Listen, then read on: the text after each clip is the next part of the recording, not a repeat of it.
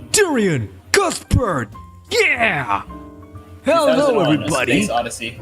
What? 2001: A Space Odyssey. Sorry. Oh, that's another one? Yeah. No context. You don't get context for the viewers don't get context. Yes. It's in a specific category of movies, but that's up to the audience No, to we won't figure say out. what the Oh fuck. I feel like Guess the I feel like it wouldn't be too category hard of to movie, figure out though, right? because like when it's in a category, it's usually it's either oh this is really good or oh this is overrated. This is space movies. That's what they're thinking. All right. We just talked to this guy. He was our fan. Yeah. Yeah. Yeah. It's a What do we do? fanboy. Yeah, we Oh, I think we're gonna leave. he was a witness. He saw what happened. I know we couldn't. Yeah. And I know we couldn't talk to this guy because we didn't have enough evidence. Is that correct? Can we present I don't. something? I wish I remembered that. You don't remember anything. Yeah, both of their testimonies. What? Oh fuck. Oh, I don't even remember Or who was voiced it him. I'm someone pretty sure that Daniel talked- voiced him, but I don't remember. I Dude, voiced I this don't guy. remember. I gave him the Pops voice. You voiced this guy. The Oh, guy yeah? on the And you gave- on the harbor. Oh yeah. I thought he gave him the Pops voice. No, I gave him the Wait, Pops. who? What? Not Made Pops him voice, sound someone like else. High Five Ghost. That's what I mean. Oh. Probably. Just gonna be- I'm looking this up. I don't remember what to do. It's an emergency.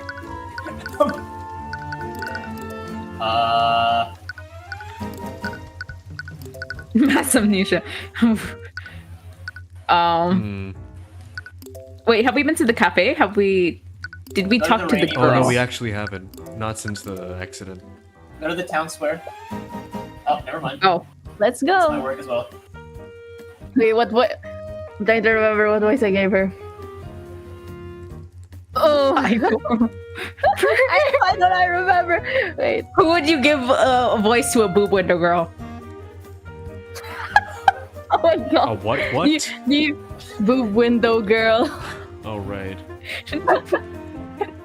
Wait. Okay, I sort of remember. Tyrion, you're back. Oh, back. Oh shit! Wait. Oh. Okay, She is a Hunters. cafe I was girl. like, Finn, are you quoting 2001: A Space Odyssey? I was really confused. I watched that movie, fan. It's great. I also watched. You know I can. I also drink watched that every movie. drink of- I drink your milkshake. Sorry, that's a completely Oh. different movie. You guys should watch that movie too. We'll watch it when you watch K-pop Demon Hunters. Okay. Yes, please. Please. Okay. Did you talk to Mr. Drac again? I did. I'm still not sure what to make of them just yet. But after what I've seen today, I don't think I can turn a blind eye to what's happening. There were traces of transmutation magic on the guardrails. Regardless of their motives, someone sabotaged these rails with the intent of harming an employee of the refinery. If this truly was a murder, you'd have to find out who did this and why. I'll represent him in court for the criminal case. Thanks. It really means a lot to me. On that note, you were at the refinery when the accident occurred, am I correct? Yes, I was. May I ask you a few questions about what you saw that day? Of course. I'll do whatever I can to help.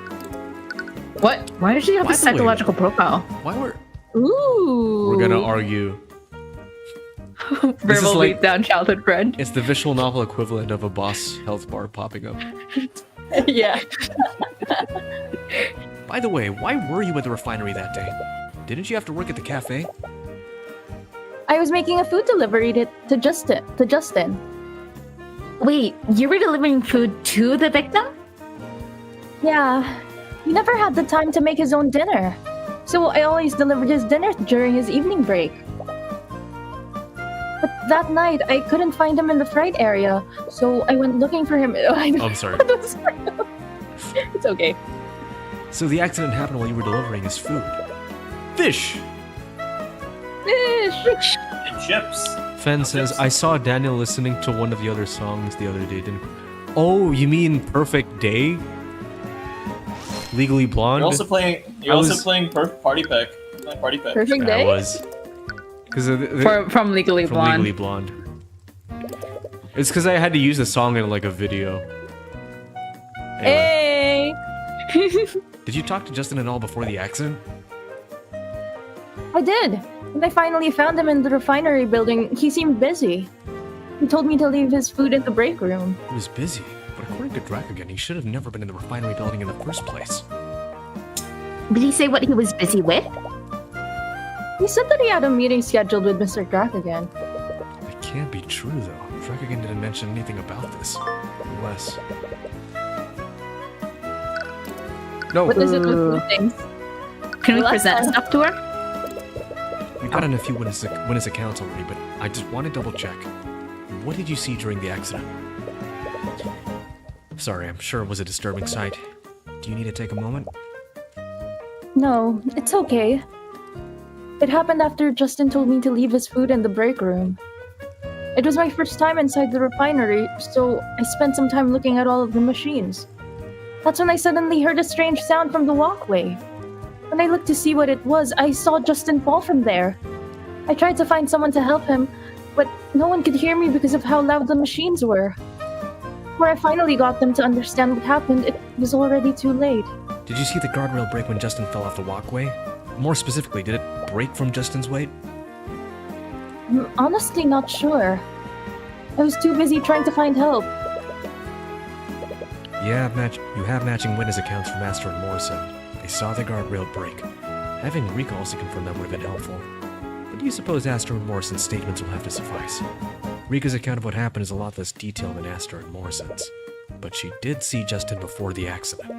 You still have no idea why Justin was on that walkway in the first place. According to Rika, he said that he had a meeting scheduled with Dracogen. But this doesn't match with what Dracogen told you. Either Justin or Dracogen must be lying in that case. You've met Dracogen already, but you still have no idea what kind of person Justin was. Perhaps Rika can tell you more. Who's Rika? Oh, yeah, wait, no, this is Rika. What am I saying? We can't present Justin. Yeah. We Just can. ask her about it. Oh, we can present. There you go. I mean, yeah, we can just, yeah. Could you tell us more about the victim? What kind of person was he? He was a good person.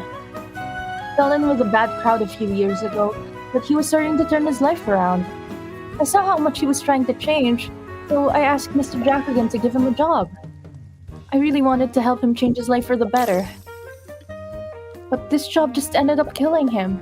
Capitalism, am I right? Yeah, you can't blame yourself for this. No one could have known that this would have happened. I guess you're right. It's hard not to think about, though. What was he the type of person to go to places that he wasn't supposed to be? No, not anymore. Not anymore. You really wanted to make a good impression on Mr. Dracogen. He always talked about following the rules. He even got mad at me a few times when I accidentally broke Dracogen's protocols. Right, that matches up with what Dracogen says. But maybe he was falling back into his old habits. Perhaps Rika can tell you more about what he was like before he turned his life around. Maybe he was falling back in a bad crowd. Oh, Did you say the VAT crowd? I said bad crowd. he fell in with the VAT crowd. I mean, you're not wrong. That would have been a great joke.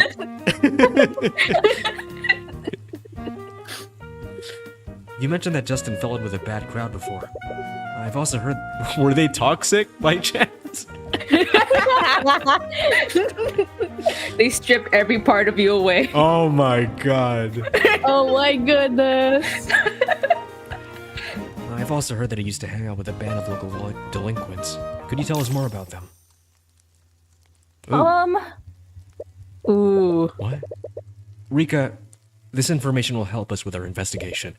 I need to speak with the other people who knew him. Do you know where I could find his delinquent friends?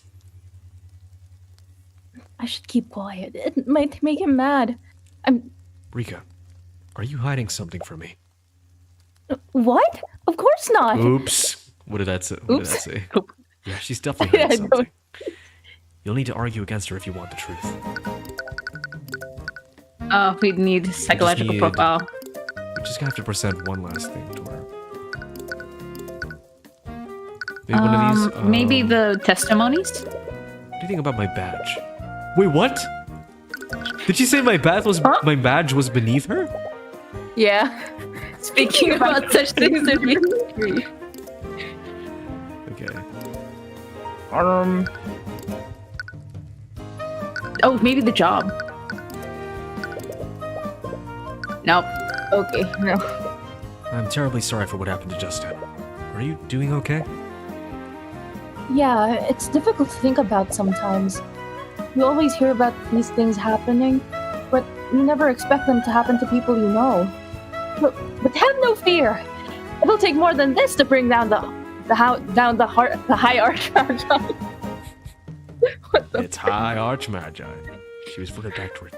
Oh Chuny? no. Chuny personality. Yeah, I forgot about Chuny that. Ah, Oh, that was easy. That was it. she reverts her Chuny to be defensive. Mosarika Tudor appears to be hiding something from you. She clearly knows about the bad crowd that Justin fell in with, but she's hiding who they are and where you can find them. You'll need to convince her to share that information with you. Verbal Yes. beatdown! Fight! Fight! Whoa! Fight! Rika, you know about Justin's friends, don't you? What does this say? Perform questionable acts to protect the people she cares about. She isn't very good at deception. I could tell. Just be That's honest not with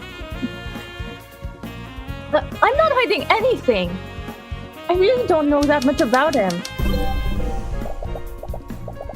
I may have delivered his food, but he was just a customer to me. Hmm. Ooh. I wasn't that close to just wait. No, you weren't. Delivering his food? Oh, turning his life around? Mmm. I might have believed that you delivered his food because he was a good customer. But that wasn't all you did for him.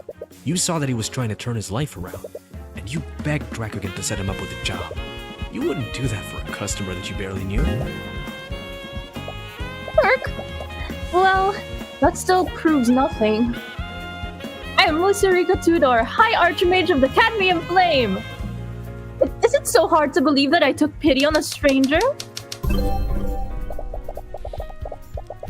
It would only be right for me to equip a commoner with the means to change his life. Are we going to present evidence saying that she's not a generous person? Oh, Oh, okay, it's Yeah. not evidence. I think agreeing.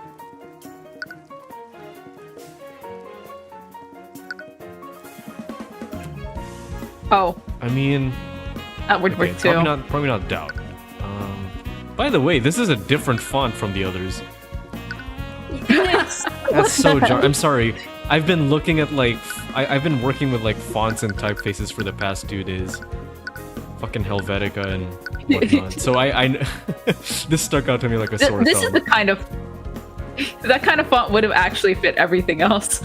It would. I don't know why it didn't use this for the. Maybe it was a readability thing. Maybe the playtesters were like, "Oh, I can't read this. It's too archaic for me." If they were playing on mobile, Serif. It's like a book. I was sure hope someone got fired for that blunder. What if they're like a single dev? Down, fire Yeah, they yourself. fired themselves. I think this is the one. Let's try. Yeah. I think. Okay. You are. Oh no. And that type of generosity would make you privy to the details of Justin's life. I doubt that he'd continue to hide his past from you after you'd done so much for him. You would have known who he's associated with. Tyrion, not everyone wants to share their past with the people close to them. You should know that better than anyone. Ouch. Ow. Oh my god, it was the middle one. So it is doubt. Ow. Maybe. Ow. You're not a good liar, Rika. You would have risked a lot by asking Dracogan to hire a stranger, especially a stranger with a dubious past like Justin. What if Justin fell back into his old ways? That would have surely brought about consequences on you and your business. You wouldn't take a risk like that unless you knew him well enough to trust him. Okay, fine. I guess we were friends. But like I said before, he was trying to leave his old life behind. He didn't like talking about the person he was back then. He wanted to forget about it, and I never brought it up. Sort of true. We knew each other for years before he told me about it. Oh, intuition. Intuition? Yeah. Yeah. Contradicting thoughts. I doubt that, Rika. God. In fact, I'm sure that you were friends for at least a few years. With a friendship that old, I'm sure he would have confided in you about his past.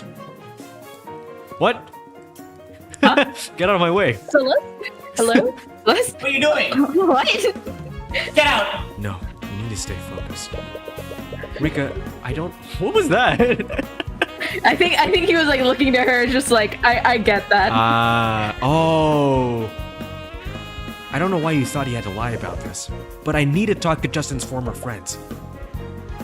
Is that really necessary? Yes, I need to know why he was behaving so strangely before the accident.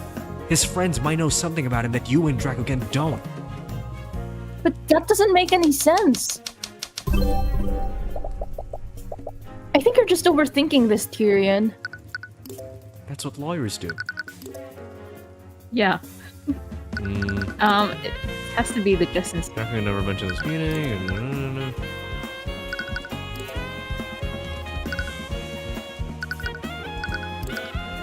Which is the strangest thing he's done?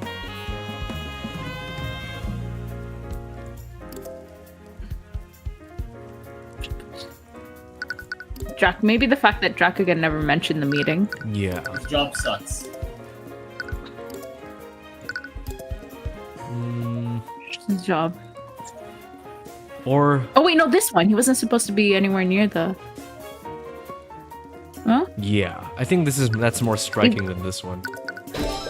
You didn't want to overplay your hand before, but it looks like you don't have a choice now. Rika, Justin told you that he was heading towards a scheduled meeting in Dracogen's office. But according to Dracogen, Justin wasn't even supposed to be in the refinery building yesterday. What? Rika, Justin might have lied to you. No. He would never do that. I need to know why he was up there. And so far, the statements that I've gotten from you and Dracogen don't explain that. I need to talk to people who might know things about him that you don't. Nice. Nice. Oops. Okay. I'll tell you where you can find them. Just promise me that you'll be safe, okay? You successfully persuaded me. Okay. I really can't get over the boob window.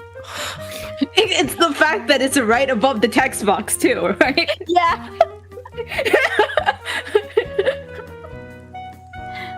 Sorry, I wasn't trying to lie to you. It's okay. I'm assuming you had your reasons. But I need to know where I can find Justin's old friends. You probably know already, but a few years ago, Justin got involved with a local street gang. We'd always hang around the beach area. But one day, they discovered an abandoned house along the coastline, and they started spending most of their time there. A lone house on the coastline. It's that house, Tyrion. That's probably where you'll find Justin's old friends. So, Oh, it's that's his why you're being house. so secretive. Oops. What? I'm sorry. Don't be. You were just trying to look out for me, right? Are you going to be okay? I can go there with you if you'd like. No, it's okay. I'm sure you're busy with the cafe right now. And it's not as if I'll be going alone. Alright. Just don't push yourself too hard, okay? Yeah. Celeste be like, what the fuck Yeah, is going So She's much been very context I don't clueless. know. Oh. That's scary. Oof, this is... I feel like this is probably his like old house or something. Scary, scary. You arrive at the old abandoned house. Upon looking at the home that you left behind. Oh. Yeah. We It are is. right. You're struck with a flood of memories. Those memories were once happy, but now they only fill you with grief. Tyrion, are you okay? Yeah. Let's look around. You wipe your eyes and begin looking around the house. Oh. Oh, Jesus! Suddenly the you fuck? hear the sound of glass breaking. You rush to look for the source and see two young teenagers throwing rocks at the side of the house. The shattered remains of a window are lying on the ground. Oh! No! Look at this guy. Hey, nice shot, Kevin. Oh. Occupation 9. He's unemployed. One of the teens, apparently named Gavin, notices you approaching. Does anyone want to play a goon? Goon? Yeah, Noelle, you play a goon. You're kind of goonish. You play a goon. Me? I'm kind of goonish. Oh, Noelle. I can't believe it. I don't know if I'm being called a gooner. We got company, Wyatt. Wah! You stare blankly at the broken glass lying on the ground. You're at a loss for words. You feel like you should respond, but nothing comes out of your mouth. You suddenly find yourself quickly approaching the two teens. What the hell do you want? Oh, what the hell? Before you even realize what you were doing, you threw a punch straight into Gavin's face. Your eyes are slowly tearing up. Man. You can only see red. You grab Gavin by the collar and pull his face close to yours. Get the hell away from my house! Tyrion? Oh, you wanna go?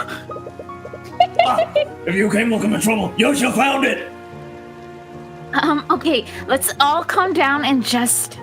Stay out of this, you little shit! Excuse me? What? You got cotton in your ears or something?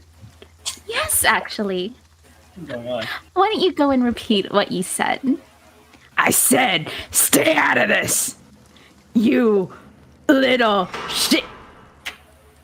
Oh! What? Censored for extreme violence. Fuck. Oh. Get out of my chat. Get out. There we go.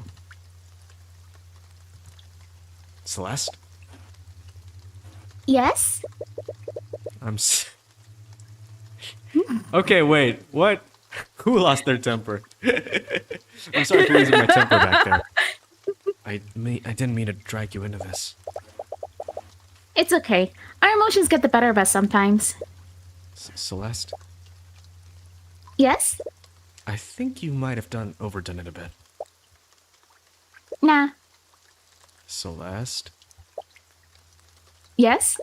I don't think he's breathing. Oh! Come on, just give him a second. You suddenly hear the very bruised and broken form of Gavin sputtering and wheezing on the ground. It looks like he's finally regained consciousness. See, he's perfectly fine. You're fine. This is like that Better Call Saul scene, Julio. What? Wait, what? The one where he's like, the first episode? I'm just gonna take his gun from him. Really, one of my guns, you know? With Trevor? Oh, yeah. Mountain Man. Yes. Wyatt is staring wide-eyed at Celeste. From the shaking of his legs, it looks like he wants to run away, but he's too frozen by fear to move. Don't bother running. Even with a head start, I can usually catch up with you. Anyways, these two are probably just Justin's former delinquent friends, right? Are you okay with talking with them? Yes, of course. With your emotions in such disarray, you completely forgot why you came here in the first place. Would you two happen to know the young man who died at the refinery yesterday? After Justin? Was there someone with a grudge against him? These guys are after Justin. He's already dead. White clearly thinks that you were sent on someone's behalf. It wouldn't hurt to play the part to get more information out of it. We're not going to hurt you. We're not going to hurt you anymore. We'd just like to ask a few questions about Justin. Yeah, sure, man. Whatever you want. Alright, you two, talk. I'll work on popping Gavin's shoulders back into place. What the frick? Disturbing how nonchalantly she says things like that. What can you tell me about Justin Way? According to a few witnesses we spoke to, you used to be friends. No, friends is kind of pushing it. We used to hang back in the day, but we don't know more. You should read It was that. weird when he started talking to us again. I thought he left for good. But he started talking to you again. Why? Well, I just needed some of the old gear that he left at the house. Old gear? What kind of old gear? Yeah, you know, Steve's tools. All the tools you need for lockpicking and safe cracking. Tools for lockpicking and safe cracking. Why would Justin need those? He was in debt. What would Justin need lockpicking and safe cracking tools for? Well, he needed to get the gold he owed your boss. So he owed gold to someone. What has it that he was working for the merchant that owns the refinery? Hello, Lincolnite Yankee. That Hello. that's Devoted just Tyrion about the most fan. American name we've had on this channel. It's like Mike Truck.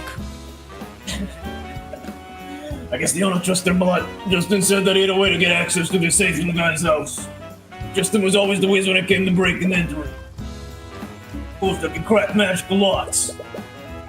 Getting gold out of the safe would have been an easy score with him. Wait, Justin was planning to rob Drac again?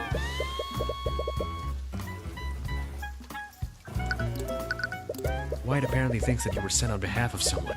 And from what he said so far, Justin owed a non-trivial amount of gold to this person. If this person was some kind of criminal, could they have been the one who sabotaged the guardrail? Did Justin tell you who he owed his debt to? Nah, he didn't say nothing. So, he does know. There's no point in playing dumb. Just tell us what he told you. Did he give you a name?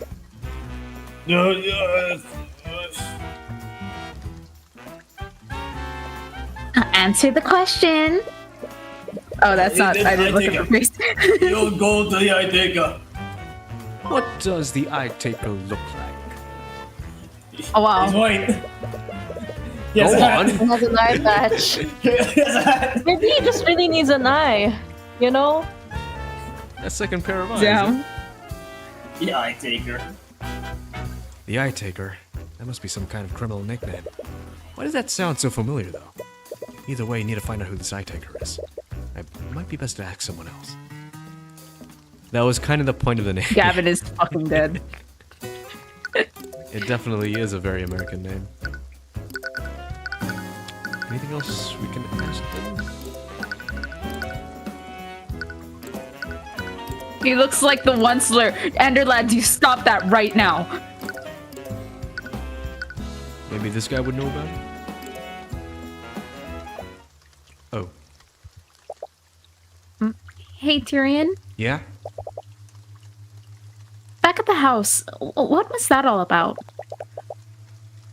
I've never seen you get that angry before. I've never seen you beat someone up like that. She's a mercenary. And you said it was your house. Yeah. It was my house. It was? Ever since we arrived in this city, you haven't really been yourself.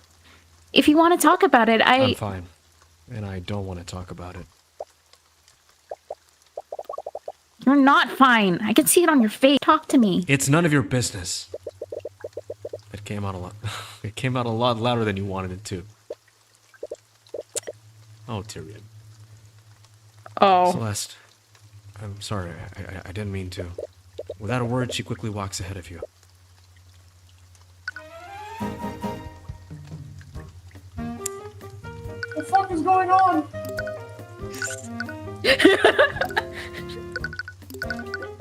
Orson, do you know about a criminal named the Eye Taker? The eye taker, where do you hear that name? So you do know about them. I do. I've been trying to keep my distance from him over the years. The eye taker's a criminal kingpin of this region. Every large criminal take this region has happens under his watch. He's that big of a deal? Of course he is. More importantly, how did you hear about him? From what I heard, Justin Way owed him a huge debt. Justin owed them. I knew he used to run away with a bunch of rogues, but I never imagined by the sacred Lord. The Eye Taker might be involved in Justin's death. Do you think someone like him could be behind this? Well, there's a saying we have for what happens when you get on his bad side. Let's just say he reminds you of what he is, that thing. I think Oh shit, that's why he has one eye. he took more than... Oh no! Maybe he's the Eye Taker. So you know who the eye taker is now. Damn. He's hyping it up. He's like, yeah, he's a big badass, really skinny, really tall. Looks nothing like me. But there are still some elements that don't make sense. You need to take some time to work through it all. You should go to Drakugan first. He'll want to see everything that you found.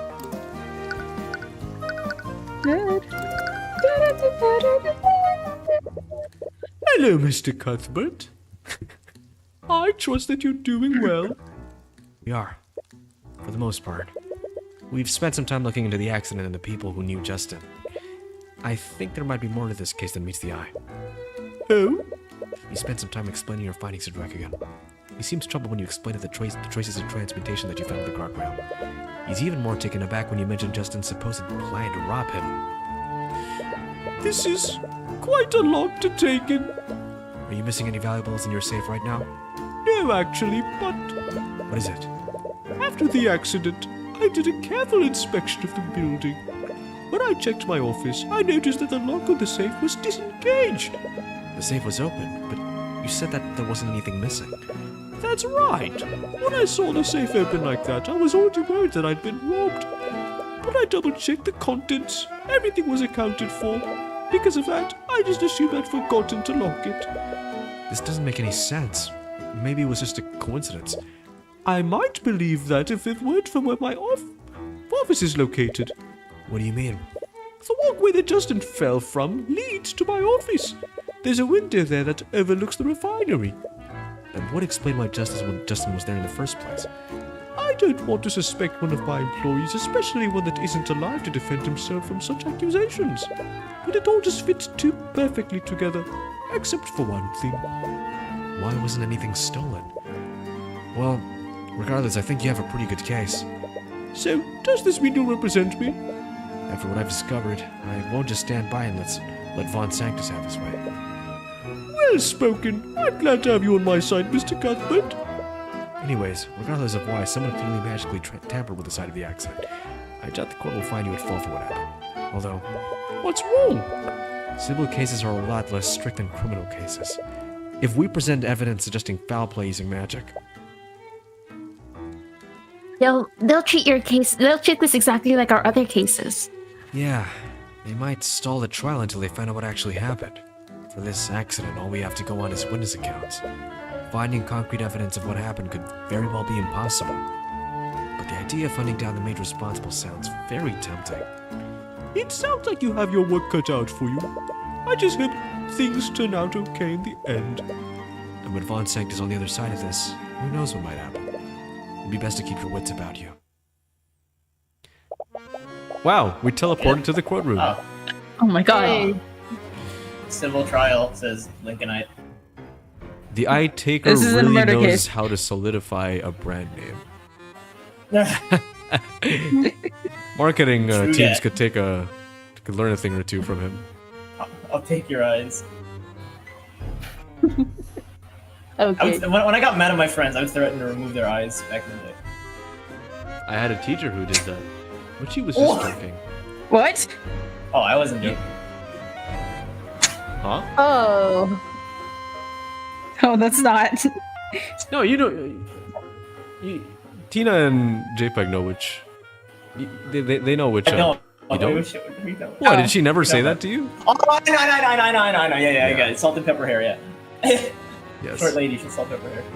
Yeah, okay, yeah. Mhm. Ah. I remember that. Wow, fuck. It's a throwback. Mm-hmm. I can't believe this. I have more important things to do than resolve your petty squabbles for you. Oh yes, the missing ship of the Metron! Listen, the sooner you help me resolve this mess with Rakuten, the sooner you can return to being the prince's lapdog. That is to say, once I'm not preoccupied with this case, House von Sanctus can provide the resources that you and your Inquisition need. I suppose I don't have a choice, do I? Well, at least this case should be relatively straightforward. Oh, this isn't. We're not there. This is just exposition. Oh, there we are. We're about to be there. She's gonna be like, why the fuck are you guys here? You're replaying the game with us. That's nice. That's fun. Aw, that's nice. No briefing? Court is now in session for the trial of Stefanik Drakogan. The prosecution is ready, Your Honor. The defense is also ready. Very well, I'm let's also begin ready. the proceedings. Prosecutor Stillman, please list the charges. The defendant is charged with criminal negligence in the death of Justin Wei. The death occurred at the Arenax Arcane refinery last night. Mr. Wei was an employee of the Drakogan Trading Company, a company owned by the defendant. During work hours, the victim accidentally broke a poorly maintained safety rail and fell into a vat of corrosive chemicals. Attempts to save his life failed, and his body almost fully dissolved. I see. What a gruesome end. The defendant displayed clear negligence in maintaining the refinery's facilities. As such, the responsibility of Mr. Wei's death falls squarely on his shoulders. To begin, the prosecution would like to call Noelle Morrison to the stand. Witness, please state your name and occupation for the court. Yeah, name's Noah Morrison. I'm the harbor master at Ornax Harbor. It's my understanding that you witnessed the accident that night. Am I correct? Oh, yeah, I did. Could you please testify to the court about what you witnessed? You're not gonna like it. I was showing a visit around the city, and for some reason he really wanted to see the Ornax Arcane refinery. He was inspecting machines there when suddenly Miss Eureka ran up to us. She was desperately trying to tell something, but there was too much noise. After a while, she just pointed at the walkway overlooking the refinery. That's where we saw someone fall into that first bed. There, the guardrail. I just realized the joke you guys made earlier. There was a guardrail that should have been prevented him from falling, but he broke through as if he fell. Bad crowd. He said bad crowd or something. No. Oh yeah, bad, bad crap. So, there was a safety rail that should have protected the victim. Yes. However, upon closer inspection, the city guard found that the rails were extremely rusted. They were clearly poorly maintained by the company. I see. This negligence is the basis of prosecution's charges. Are you gonna present the traces of transmutation that we found? I can't help but feel like there's something in Morrison's testimony that doesn't add up. Right now, those traces are the only defense we have against Fonseca's accusations. It's not a piece that I want to use just yet. And once you use that piece, who knows how the judge will react. Not much has changed with Morrison's testimony. However, you've collected a lot more evidence since you last spoke to him. Is there anything you found that contradicts his testimony? The judge gets to cross-examine. And what is this? And what is And this? Every statement. That's a statement. And what is this? All right here. That is a statement. That's another statement. So no. Okay, let's see. I was saying there.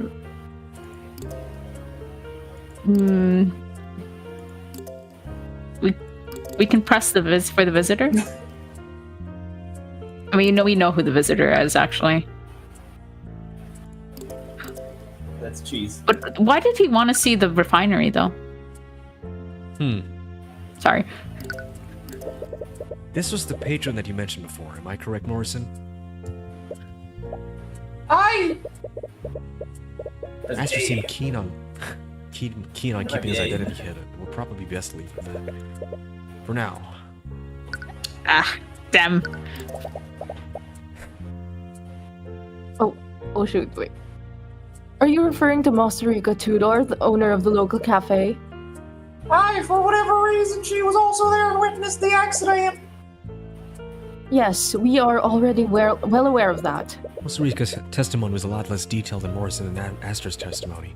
She was probably more focused on saving Justin than taking in her surroundings. But are there any points where her testimony doesn't add up with Morrison's? And this noise came from the machines in the refinery, I presume. Those machines were loud as all hell. hell. I could barely hear myself think with that noise. There was no way I could hear young Most Rico over all that. You mentioned that you saw someone fall into the vat. Did you not recognize the person? Well, I didn't know the lad personally. I was pretty far away. I couldn't get a good look at the person. Maybe you should keep a pin on that detail. Anyways, could you go into more detail about the moment you witnessed the accident? Of course. What do you want to know about?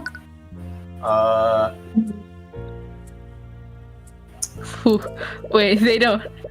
What happened to the guardrail just before Justin fell? Well, I saw him lean on it.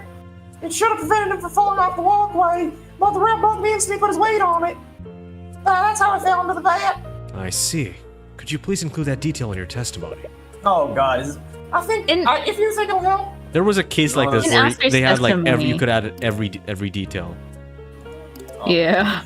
Wait, in Astor's testimony, didn't he say like something about he didn't like flail his arm or something?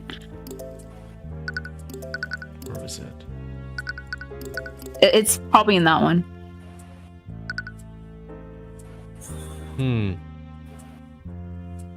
It's Okay, no. It's not here. The one where he. Not here. Not there. No, yeah, I don't think they added it. Yeah, we can't refer to it apparently. I'm basing this on the fact that like all of these have to do with Rika, and like we have to ask them about Rika. All the evidence we have is about Rika. Oh wait, what? It's only. Okay. Whoops. Oh. No, I want to go back to the other choices.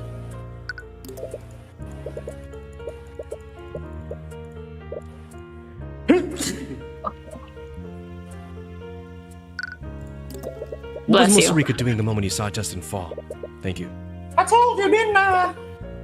She was the one who pointed to the walkway in the first place. That's how we saw Justin fall. Ah, it's one of those. If you think it'll help. That's when we saw Justin fall.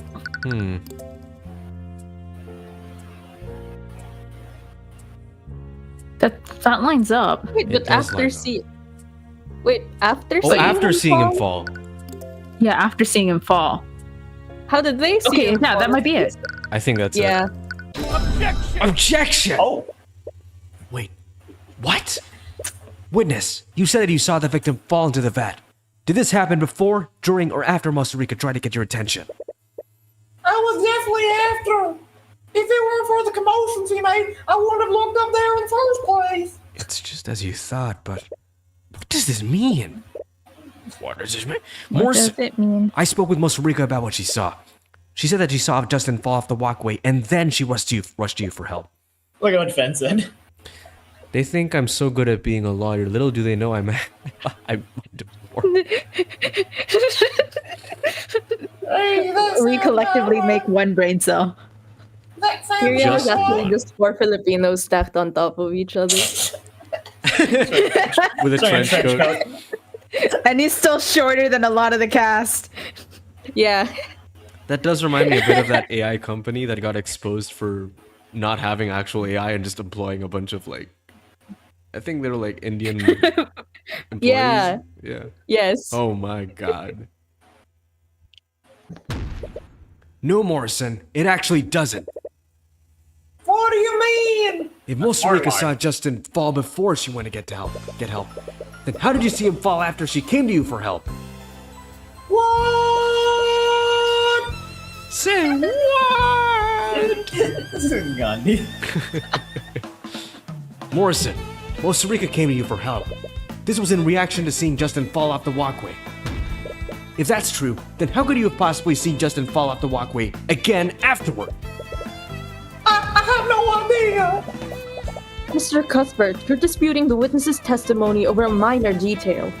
It's entirely possible that Mr. Morrison or Miss Tudor simply misremembered. I Was it highly 2 doubt items? It that was 3 Morrison items. misremembered the order of what happened. His testimony matches up exactly with the testimony of his companion. Then Miss Tudor must have been the one who's mistaken. I am compelled to agree with Mrs. Steelwind. These conflicting accounts seem extremely minor. The prosecution's case is based on the broken guardrail. and only 3 individuals witnessed Justin Wade break said guardrail. The defense asserts that these 3 witness accounts must be consistent with each other. Otherwise, this evidence is not strong enough to find my client liable. Please. The break in the guardrail is directly over the vat. That is enough physical evidence. It proves that the victim fell in because the railing broke. How do we know that the guardrail wasn't broken by some other event? That's ludicrous. You're clearly just playing devil's advocate. Oh! I'll admit that I also find the defense's assertion dubious. However, I see no harm in allowing Miss Theodore to testify to what she saw. Rika saw a lot less than Morrison and Aster did, and her testimony was a lot less detailed. But the one detail she did remember was that she saw Justin fall off the walkway. Fanboy. Hopefully, her testimony might clear up what happened. Bailiff, please escort Miss Theodore to witness stand. People. Witness, please state your name and occupation for the courtroom. This is probably Rika's first time testifying in a courtroom. She doesn't know what to wear properly. Please don't fuck this up. Oh boy. Oh, fuck!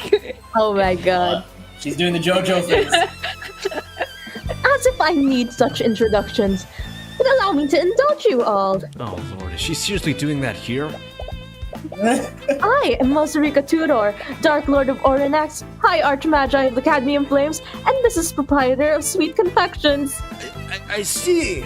I was not aware that we were in the presence of such a renowned individual. Wait, does he actually believe her? Your Honor, Mosarika Tudor is the owner of the local cafe in Oranax. But isn't she also a High Archmagi? I am! No, she really isn't. Tyrion, you're ruining my flow! Yeah, stop ruining her flow, Tyrion. You would say that your flow is the most destructive.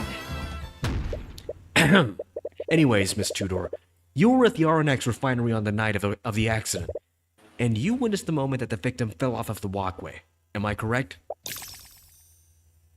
Yes, that's right. Oh, Tudor is apparently a Romanian last name? Oh, interesting. I hear it like everywhere in like a lot of like fiction media. People love Romanian surnames, I guess. According to your statement, you ran up to Morrison after you saw Justin fall off the walkway. The problem is that there's a contradiction between both of your testimonies. There's a contradiction? Morrison testified that he didn't see the victim fall into the vat until after you approached him. This wouldn't make sense, though. You saw the victim fall off the walkway before you ran up to Morrison. Morrison couldn't have possibly seen the victim fall again after that. Oop. Oh, I think I see what happened. You do.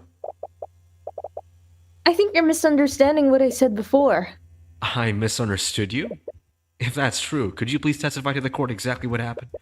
Please include every detail you can remember. Sure.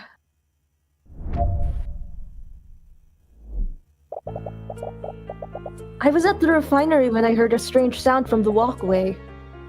When I looked to see what it was, I saw that Justin had tumbled over the guardrail. But he hadn't fallen into the vat yet. I saw him barely hanging onto the edge of the platform. That's not what Aster saw. Ooh. Ooh. I didn't know how to get to the walkway from there, so I looked for help on the grounds and found Mr. Morrison. He must have seen Justin lose his grip of the ledge and fall into the vat after that. So the victim didn't immediately fall into the vat. He was hanging onto the edge of the walkway. That would explain how Mr. Morrison saw the victim fall into the vat after Miss Tudor saw him fall off the walkway. In any case, Mr. Cuthbert, you may begin your cross-examination.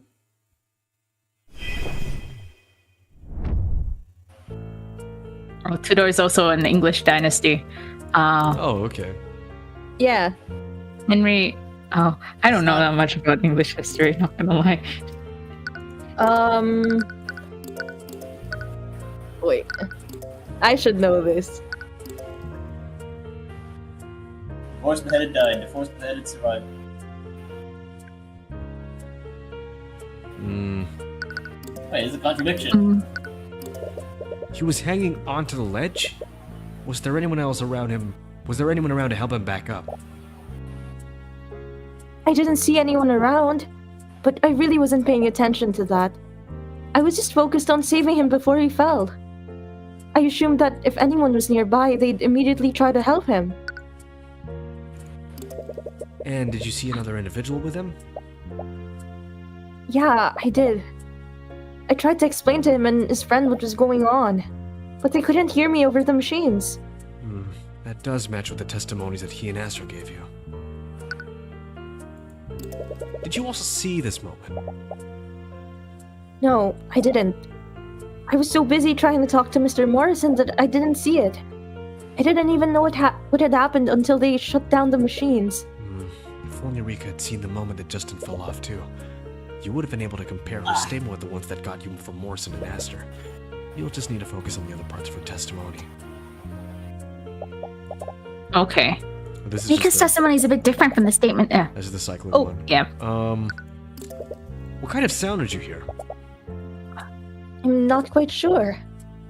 If I had to guess, I'd say that it sounded like the sound of metal hitting metal. Metal hitting metal.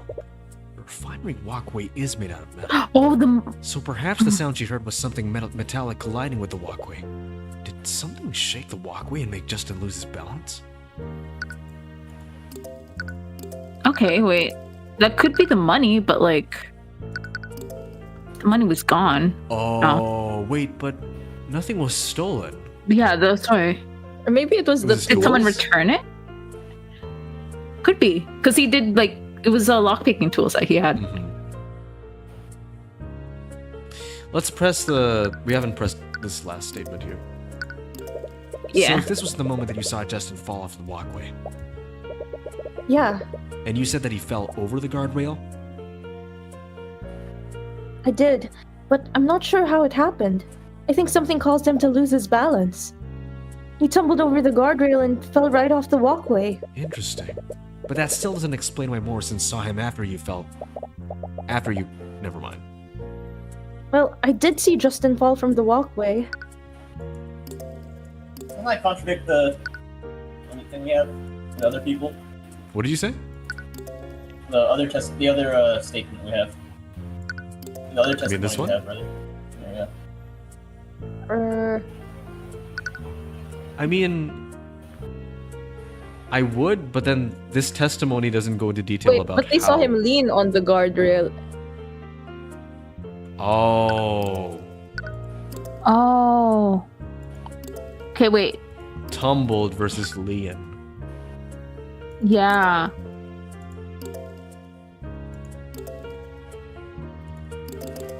Wait, I think it's the last one because it's about losing his grip on the ledge.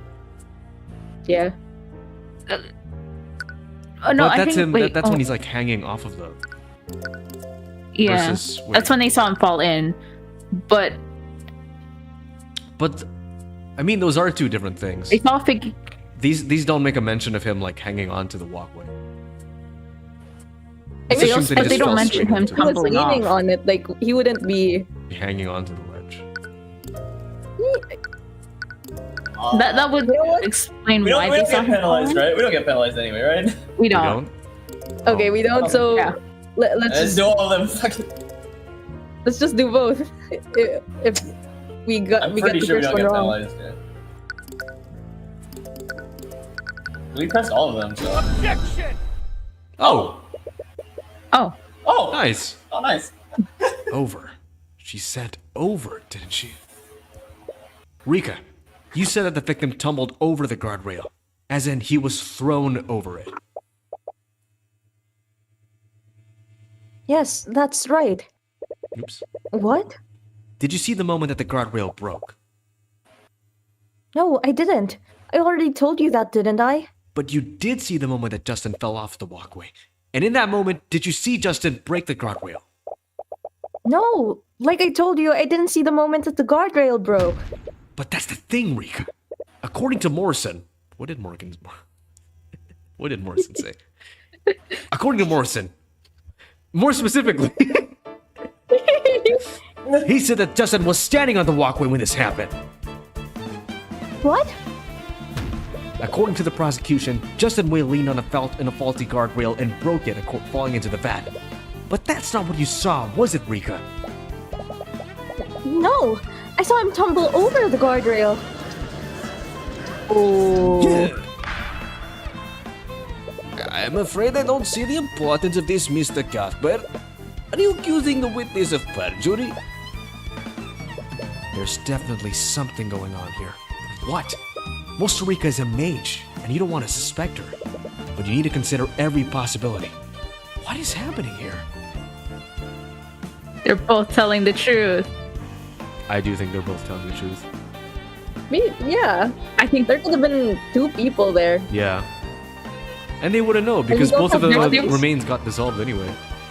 Yeah. There's a chat history. People died? Oh shit, you're right. Whoops. It wouldn't be an Ace Attorney game without a chat history. Oops. Okay, according to Morrison, just way working. Okay, that's what he said.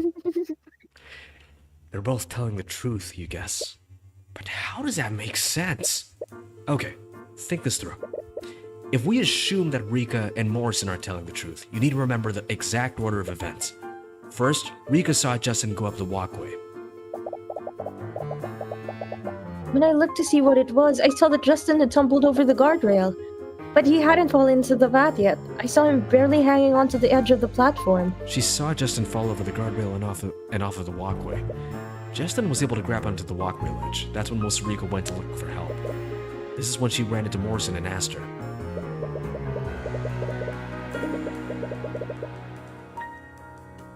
Julia?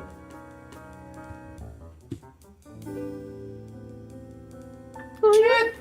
Well, Rika came running towards us. She was trying to tell us something, but the damn machines were too loud for us to hear. She pointed at the walkway, and that's when we saw someone fall into the vat. By the time we could get them to stop the machines, it was too late. And then there's Aster's account of events. Did you see the expression on his face? He might have been unconscious. I'm afraid I couldn't see anything on his face. It was much too dark to make out his features. Wait, you didn't actually see his face? How did you know it was actually him that fell in? Well, who else could it have been? Oh, what if it was the eye taker? Wouldn't that be convenient? Oops. Aster and Morrison couldn't see Justin's face. That one detail of their testimonies never sat right with you. But you dismissed your suspicions. They found Justin's body in the vat after all. You know for a fact that he fell into the vat, but you never considered one other possibility.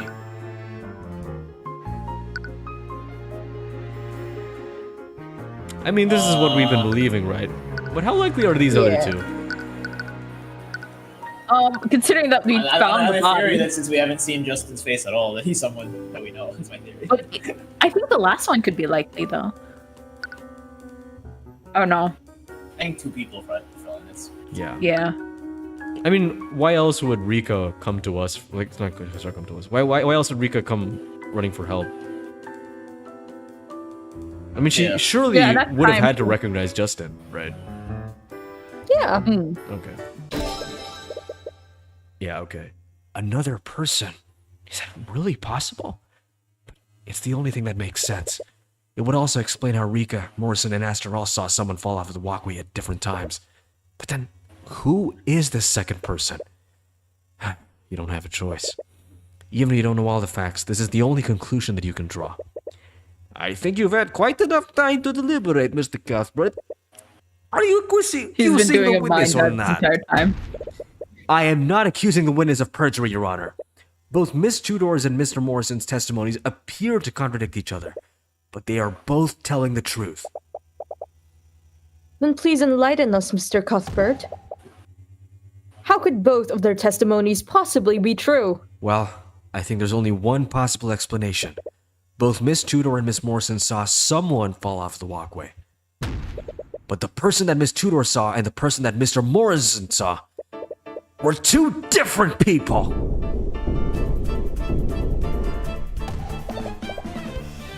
Are you serious, Mr. Cuthbert? Do you honestly think that some random person fell into the vat moments after Justin Wei fell in?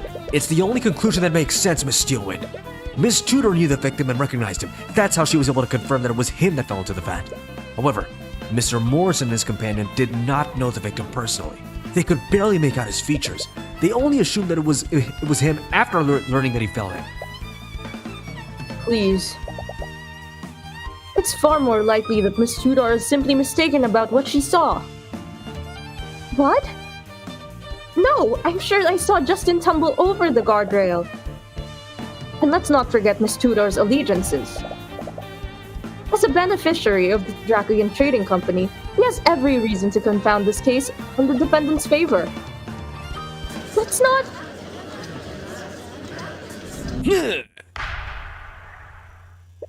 That's enough! This is a civil case, Mr. Cuthbert, not some murder mystery for you to throw wild theories towards. What the fuck? This was clearly an accident. It looks like you don't have a choice. You're going to have to use your trump card. You have one piece of evidence that implies that this wasn't a simple accident. Oh god. Damn it.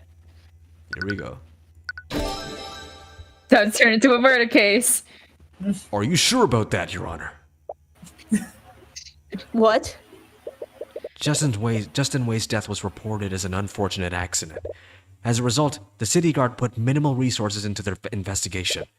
More specifically, there was no reason to call in the Arcane Inquisition.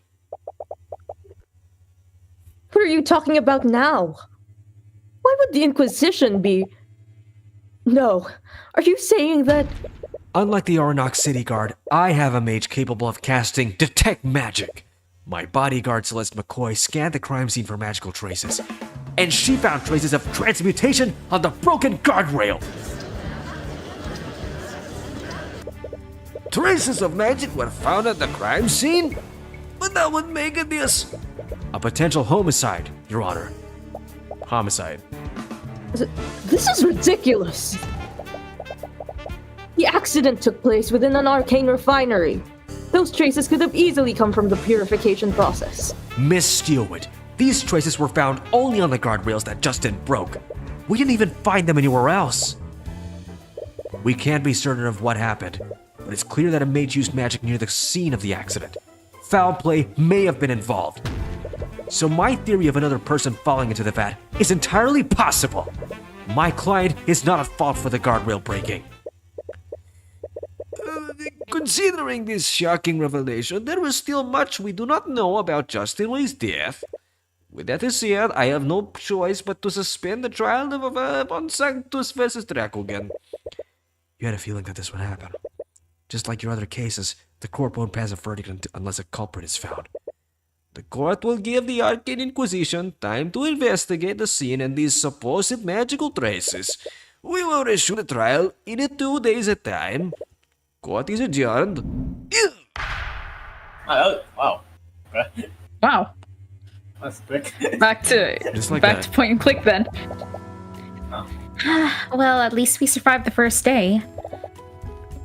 But it feels like we're kind of back out to square one. Yeah. The Inquisition will get involved. They know that magic played a role in what happened. If you want them to dismiss a case against Dracogen, you're going to have to find out exactly what happened. If that's even possible.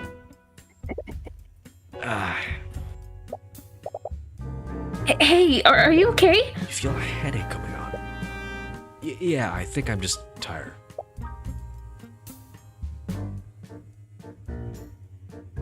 Well, this day has been exhausting. It's pretty late. Should we head back to the inn and continue the investigation tomorrow? No, I want to take another look at the refinery before the Inquisition gets there. The throbbing pain in your skull seems to disagree with you doing that. Yeah, no, we're heading back to the inn. I'm fine. Really. Tyrion, I know you're anxious about the trial, but you need to get some rest. Celeste, it's fine.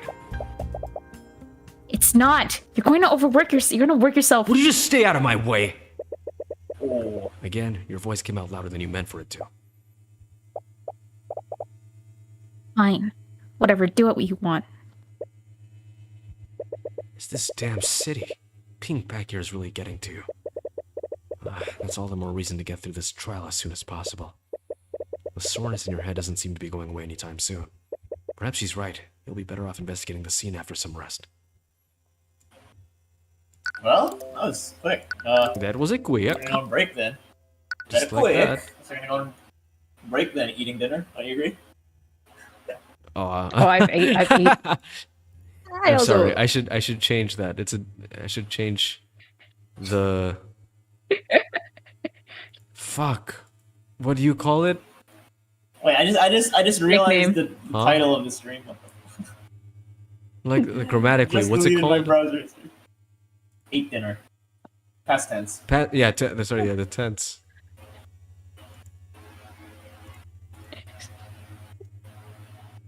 And what is it? This? All right. That is Be right cheese. back, I guess.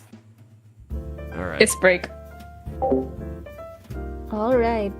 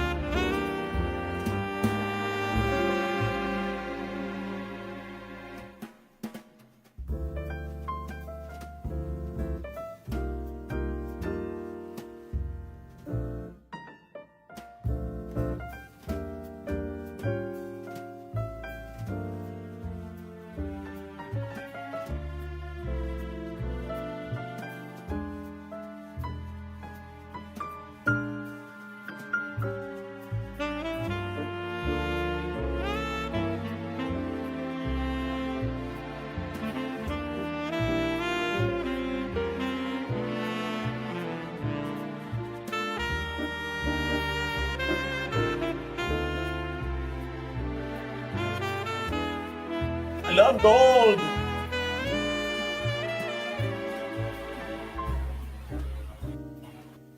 Hello? Hello. I love gold. I'll fucking do it again. He muted dead. himself. Oh, I thought that was him.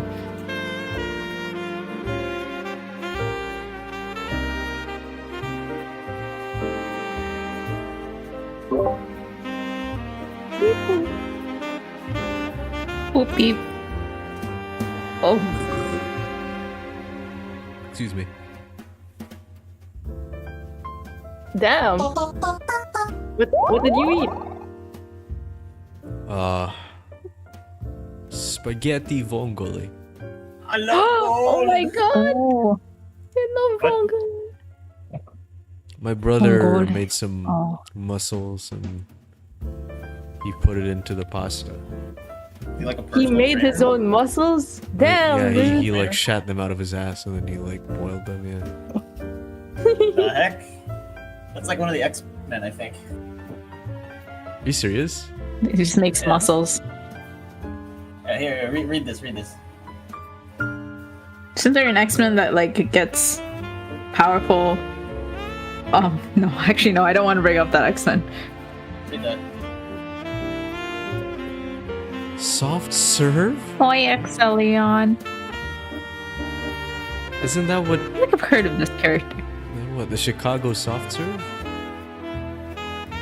He defecated Oh, through a yeah, no, she- sunroof. Isn't this picture the one where she's like trying to give her ice cream to other people? I think so. Where did the ice cream come from? Exactly. That's why they're not accepting it. What is this lore, man? This is like the new lake. What was it the new lake viewers or something? You like that? I like that. It's funny. Where's the full photo of this? I want to see the full photo of this. I love gold. I love gold. Force Fighter ice cream and said it was the best damn ice cream he'd ever had. Soft serve can poop ice cream. She has control over the flavors she produces and can poop pretty much all the different flavors of ice cream.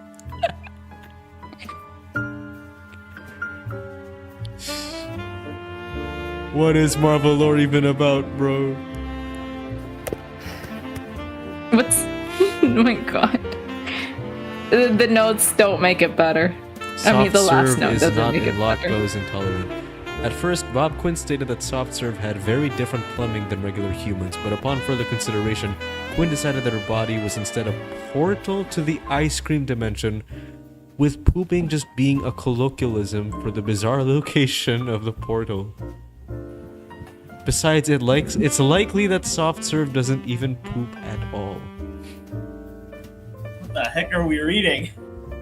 That's what the wiki page says. You said this. Oh, I did. Yo, you do. Copy pasta. This is official Marvel comics. You should add that to the new X-Men. Oh my god.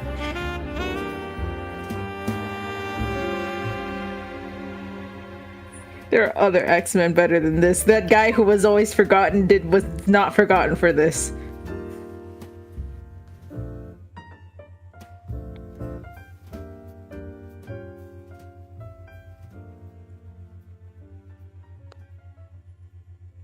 Are there any comments on this page? No, there aren't. It just exists. Boy. I mean, you can read comic online at. I love Wikipedia pages that write seriously about things that are inherently funny. Like, they're very objective, but then, like, they're pretty funny to read. I remember there was this Wikipedia page about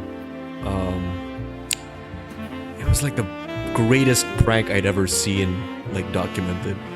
Basically, two friends sat by, like, what they did was, they ordered, like, 20 plumbers, 30 carpenters, 40, like, whatever, like, people to like, go to this one house.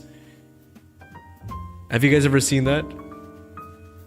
No. I do not know this. Like, and like the person. Wait, okay. I want to find it.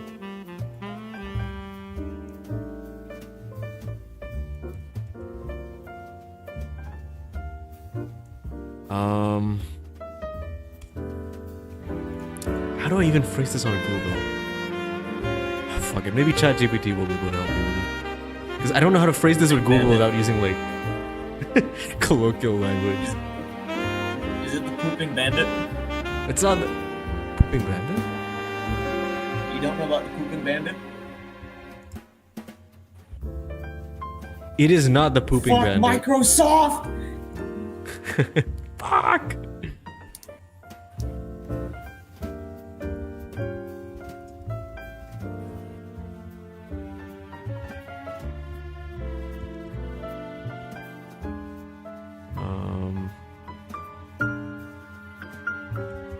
Maggot is a better X-Men than that. Maggot? What?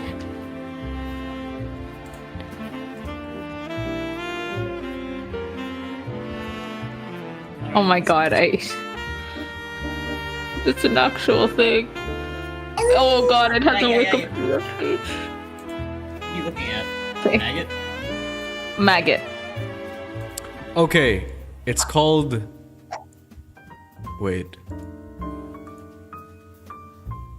Sorry, this is what Lincoln's talking about. Did it hallucinate this? Yes, it did. What? This is not what I'm looking for. Oh no. What's that? Is this the Mandela effect? Oh my. Man.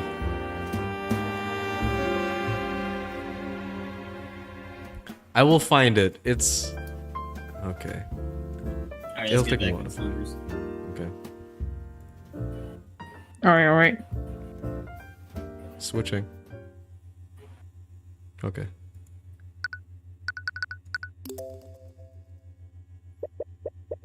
Another nightmare overtakes your sleep. You clutch the note tightly in your hands as you read it. I'm sorry, TYRION. There were so many things that I wanted to tell you, so many things that I wanted to show you, but I'm afraid I can't do that now. I need you to be strong now. The world is bleak, merciless, and unforgiving. But I've seen you. I know how bright the light is within you is. Use my eyes, peer beyond the divine gate as I once did. And cheat in every trial. Use it to reclaim the future. Her eyes? Her eyes? I don't understand. It doesn't matter. All you have to do is stop the execution. If you can just distract the knights long enough, you can save her and run away. You'll have to abandon your home, but at least she'll still be with you.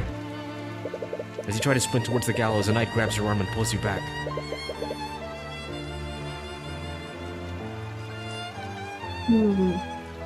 Epic.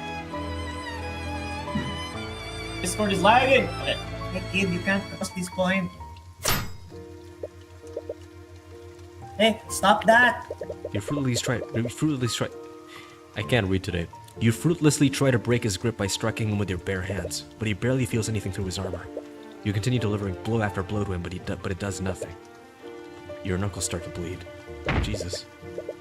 Irritated by your behavior, the knight pins you to the ground. It is a child. Young kid. Boss, you killed a child. You desperately struggle against him to no avail. And from this position, you have no choice but to watch what's happening. Wait! Stop! You make eye contact with your mother one last time. Her body. Oh, she was hung. Oh, Jesus Christ. You stare blankly at the hanging body. Oh, damn. No. This isn't... Mom. You clutch her note tightly in your hand. You feel a comforting yet fleeting warmth from it. I thought his mom was just murdered, not hung. Tyrion? Jojo Rabbit. Celeste? Fuck, I was thinking that. You snap back awake. It was another nightmare. You notice that tears are streaming down your face. You quickly try to bring up your sleeve and wipe them as you wipe them away. But you realize that Celeste is firmly gripping your hand. What? Why are you... Sorry. You were shouting in your sleep. But you seemed to calm down a little after whenever I held your hand. So, I've been doing that. Oh. Tyrion, are you okay? You're not. You've been acting weird ever since we arrived in Ornox. It's nothing. It's not nothing. Does it have to do something with your mother? For the past 2 nights, you've been calling out for her in your sleep. Please, just talk to me. I'm your friend, aren't I? You never even realized it. You didn't have many people in your life after you left Ornox. You only had Miss Tamara, and she never wanted to talk about what happened. But Celeste, she's been there since you started your career. Of course she's your friend. It all happened a long time ago. We lived together. We lived here together in that old house. My mother was a merchant and a mage. Your mother was a mage? But I guess the gift of magic skipped my generation. I could never use it. So sad. About 10 years ago, my mother's business partner was found murdered, and they found traces of magic at the crime scene. They thought your mom did it. Miss Tamara was my mother's defense attorney for the trial.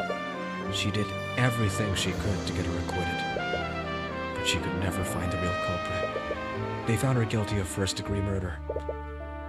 I tried to stop her execution, but his voice starts breaking. Tyrion. I'm sorry, Celeste. What? Coming back here has brought so many memories. I thought that I'd already moved on from what happened. If I could just keep saving people as an attorney, then maybe I could put all of this behind me. But I'm back in Ornox, and those feelings are still so fresh in my mind. It's like I'm still the same powerless child from 10 years ago. I know that I've been taking that out on you. I'm really sorry. Don't be. I get it. I know what it's like to lose someone like that. She does, doesn't she? When my dad was murdered, you were there for me. If it weren't for you, I would have still believed that he died hating me. Celeste, Celeste slowly clasps your hand within hers again. It feels warm and comforting. Has this been the warmth you've been feeling for the last few nights? Oh. So, just let me be here for you. Oh, she was holding their head. His hand this entire time. You can feel yourself dozing off. You have to snap yourself back awake. Sorry, the last few days have been a little tiring. It's okay. Just focus on falling asleep. I'll stay with you for as long as you need me to. I'm also feeling pretty tired, though. I'll just rest my eyes a bit. For the first time since you arrived in Ornox, you finally receive a good night's rest. You wake up the next morning feeling well rested. You feel almost a little too rested. You feel really reluctant to leave the comfort of your bed. Fuck. Celeste? I really Are you there? Your hand feels warm. Ooh. Oh, CG. You can feel your heart stop. Celeste? Oh. What do you want? Her eyes slowly open as she wakes from her equally restful sleep. She drowsily scans her surroundings. This is my bed! Get out. Get out of my bed! You both dart out of the bed. So... You, seem to be doing better? You're okay, right? Yeah. Thank you for last night. Or phrasing. I like the sex. Oh, hello! Are you there, Mr. Cuthbert? What the hell? What's he doing in our room? Your soul nearly jumps out of your body. He's just there. he sat on the chair, watching. You suddenly hear Aster's voice, and it's extremely loud. You look around to see where he is, but he's nowhere to be found. Aster? He's in the walls! Ah. Thank the scale lord! I finally gotten through the two of you! What? Where are you? Does he have like an I'm using a invisibility spell cloak? to What is speak with this? you right now. Is he watching her sleep? I don't think He's watching them sleep. He's watching her sleep. Oh No. shit! You were watching her too. Look, he's that obsessed with them. I apologize for contacting you in this manner, but I was worried that something had happened to you two. Right, of course. Anyways, what do you want at this time of day? This time of the day? Mr. Cuthbert, it's 3 p.m. in the afternoon. Oh! Man, What? can you confirm that you actually act like this, Sisfin? Act like what? 3 p.m.? You missed the entire morning! I hope everything is okay. Did something happen? No, Celeste, don't. everything's okay. Anyways, if it's already this late, we should head over to the refinery. Yes, the investigation. Let's do that immediately. Celeste immediately power walks out of the room. You quickly follow after her. If you're heading to the refinery, do you mind if I meet with you two? There's something I'd like to ask you. Sure. Wonderful! I'll see you at the town square. You quickly meet Aster in the town square while you walk to the refinery. You and Celeste walk to your destination with purpose. A little too much purpose. It's almost as if you're both trying to distract yourselves from something. Every time you make eye contact with Celeste, she quickly glances away. Things are a little awkward, but you much prefer this over the tense mood between you two yesterday. Anyways, Aster, what was that spell you used earlier? It let you speak with us without being there. Oh, that was a conjuration spell. It's called Send Message. I just feel a little bit uneasy that you can just contact us out of the blue like that. More importantly, you're a little worried about what you might have seen. Don't worry. The spell is perfectly harmless. I can give you the parameters if you like. Okay. Anyone within a 30 feet radius of the... Okay. So he can't see us. And the target can be attuned that is attuned to the caster's magic? What? What? Like a... Huh? As in the voice can come from like an object? I think so. Attuned to the caster's magic. Okay. I wonder if that's what they used for like the PA system in the high school. Ah, that would make sense. That would make sense. It looks like it only facilitates communication. He definitely didn't see the embarrassing state that you two were in. Yeah, we're just hand-holding.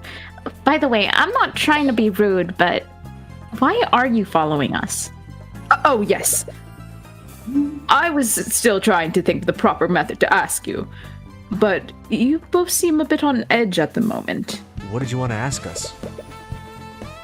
You already told me about the traces of transmutation at the refinery, but the trial yesterday really highlighted the significance of that. I simply can't stand by and as if I was a witness to a murder. And? May I join you on your investigation? You're questioning his motives for a variety of reasons. He was the only other mage that was at the scene of the crime. Between him and Rika, you definitely trust Rika more.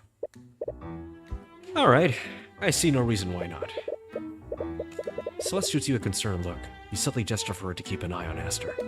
She nods in acknowledgement. Aster is your prime suspect right now, and he has to be aware of that.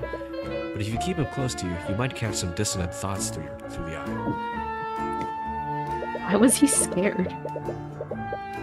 Yeah, actually, I did notice that. You arrive at the... Maybe because he was, like, scared to ask? That could It could be. be deeper than that, though. You arrive at the refinery and see... I mean, like, if you asked to, like, spend the day with your... I don't know, with your idol... You'd probably be able to... Your lawyer idol. Right? Yeah, your lawyer idol. That's rare. But scared? Yeah, That's I like, don't know. isn't that fear? Yeah. It's not just nervousness, it's fear. You arrive at the refinery and see that several knights from the Inquisition of Aubrey. Hi, Oren. Just the white. Scottish man. You glance at the damaged walkway and see Commander White there with a few of his knights. He seems to notice you too, but he only pays you a passing glance. Oh, Mr. Cuthbert, I've been waiting for you for quite a while, may I add. Right, sorry about that. I suppose you have your reasons, and you're more than proven yourself worthy of my trust. Although... Dracogen gives Aster a suspicious side glance. He appears to have come to the same conclusion that you did. Well, you've given me little reason to doubt your judgment. I will leave the investigation in your capable hands. Speaking of the investigation, where should we start first? Now that we've gotten the Inquisition involved, we might be able to learn more about the magical traces at the crime scene. You look at Commander White, who was inspecting the walkway. He's probably your best bet for getting more information about the investigation.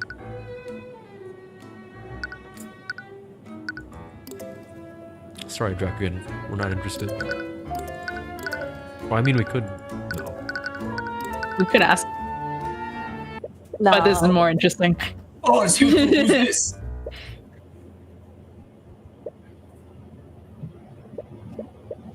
Wait, Noelle? Commander, please don't. What the hell are you doing with this conference? Oh my god. This is his fiance. This is her fiance. Damn. What? It appears my cupboard has been blown, as they say. Did he just say that you're the Crown Prince? Yes, my full name is Aster de Vivengard IV, heir to the throne of Vivengard. Is it Wyvengard? It's Wyvern. Yeah. Sorry, Wait, Wyvengard. He didn't even try to, like, change his name? He just gave us his first name? No. Yeah, dog. And hoped that we wouldn't know the first name of the Crown Prince? I mean, considering that we didn't know, Occupation. kind of worked. Damn, dude. Occupation. He's 26. There's like an 8-year age gap between him and Arya. Oh, Down. Jesus. Oh. It's entire But I will time. say, You've been speaking- Yeah. I think she would peg him. I think anyone would peg him. He's giving bottom. In every way possible. You've been speaking to the heir of a throne? I was hoping it wouldn't come to this. Oh, sorry, Your Majesty. Oh, please, none of that. I would much prefer if you all continued to call me Aster. No, I could never. You've never seen the commander this flustered before. Why did you find the need to hide this from us? I didn't want you to think less of me. I admire your work, Mr. Cuthbert, which is why I was afraid you wouldn't speak with me if you knew the truth. In a way, he was correct, Brosuke. As a member of the royal family, he represents everything that you and Miss Tamora are fighting against. But he does look like a sincere and genuine person. At the very least, you haven't seen anything incriminating through the eye of Horus. Anyway, this complicates things greatly. Aster is your primary suspect, so if he did commit the murder, you would have to implicate a member of the royal family. A nobleman is one thing, but would it even be possible to convict the Crown Prince? Well, no matter what, you won't stop seeking justice. It doesn't matter who you're facing, be they man, king, or god. In Princess's side, you came here to talk to the commander about his investigation. Since Aster is accompanying you, he might be more inclined to share details with you. You used the prince card. Yeah. I'm surprised that the Inquisition is even here. I thought you were all busy investigating Astra's missing ship. Wait, you know about that? The commander glances nervously at Astra. We wanted to put more of their people here. Well, that lady still insisted that we focus on the Dracogen case. As you should. I would rather you have to find justice for Justin Wade. That's far more important than looking for some musty old ship. Alright, is this kid for real? Have you discovered anything about the magical traces here? We did take a look at it, and it is definitely suspicious. The only rails with magical traces on them are these. And the fact that we can see them means that they were left within the last 48 hours. It's looking pretty likely that someone used transmutation on these rails that night. It still doesn't make sense, though. Why would someone weaken these rails specifically? I've no idea, I'm just as confused as you are. If this really is foul play, then someone knew that Justin or some other person would be in this exact place. Has the Inquisition found any evidence to prove my theory? You mean about a second person falling into the vat? Sorry, kid, but it ain't that simple. The body of that Justin fella saw it dissolved. That's quite gruesome. If another person had fallen in, their body would have dissolved too. But we can only find some bone fragments, blood, and a lot of metallic shards. Have you been able to use divination magic to identify the bone fragments? Yep, and the ones we found all belong to Justin Way. No signs of bones from another person. Maybe there were two Justin Ways. 2 Justin Ways? The Inquisition was able to fish out several pieces of bone matter. Okay. It's his sister, Justina. Same DNA. Both of their bodies did burn. Are you referring to that case? What? What are you talking about? The second case of the second game? Oh, no. There wasn't any evidence of another person falling in? Could your theory have been incorrect then? Are you sure that you and Morrison saw a person fall into the vat, Aster? I definitely saw someone fall off the walkway and break the guardrails. Although thinking back on it, I didn't recognize who exactly that person was. The harbor master and I were pretty far away, and it wasn't well lit. Do you think the second victim's body fully dissolved? That might explain why we can't find any bone matter from them. No. If my theory is correct, the second victim fell in minutes after Justin fell. It wouldn't make sense if that person's body fully dissolved before Justin's. But why can't you find any bone matter of this second person? No bones? What if they got out? Like my corpse. Boneless. Boneless. Let me get a boneless victim with a 2-liter of Coke. Boneless. If it don't got bone in it, then it is boneless. If the liquid is so volatile, how are you able to take things out of the vat? Oh, the liquid isn't volatile anymore. When the harbor master and I reported what we saw, the workers poured some sort of alchemic solution into the vat. Yeah, according to them, the solution neutralized the evocation magic and those chemicals. From what I hear, the magical liquid in these vats is usually blue. The solution that they poured in turned it green. Yes, unfortunately it was too late. By the time they neutralized the liquid, Justin's body had already mostly dissolved. And if they hadn't neutralized it so quickly, we wouldn't have found anything from the victim. Oh yeah, because blue plus yellow makes green. Yeah. That's a nice detail. So wait, why pour it in the other vat? Maybe they weren't sure which one he fell into? Yeah, that's true. Painting. I still can't believe that you've been the crown prince this entire time. I wasn't trying to deceive you. I was just worried that you might treat me differently if you knew the truth. Which I will. Oh, alright. Alright. Alright. Should I call you Steelwind over here for you? Should I probably want to see you? No, I think it would be best if you didn't. Oh, I remember now. If you're the crown prince, that makes you prosecutor Skillwind your fiance. Right. Lady Frigga mentioned that during the Ninth Grave case. That's why the name Aster sounded so familiar. You saw it in her thoughts. That Miriam. She'd caused me so much trouble by publicly revealing my marriage to Lady Steelwind. I'd hoped to keep it a secret for much longer. Yeah, maybe a bit longer so she could be over 18. Yeah. Yeah. Where is Prosecutor Steelwood anyways? She always investigates these crime scenes herself. She wanted to investigate the disappearing ship personally. Yeah, well, he is her fiancé. Oh my god. She seems really hell-bent on finding the people responsible. They did attempt to kidnap the Crown Prince after the Crown Prince. Fuck. Crown Prince. Crown Prince. The Crown Prince. Aw, she must really care about you, Aster. No, I highly doubt that. What? Our marriage was arranged by our parents. She had no say in the matter, and I only know that she tolerates me for the good of our kingdom. I'm sure she still cares about you.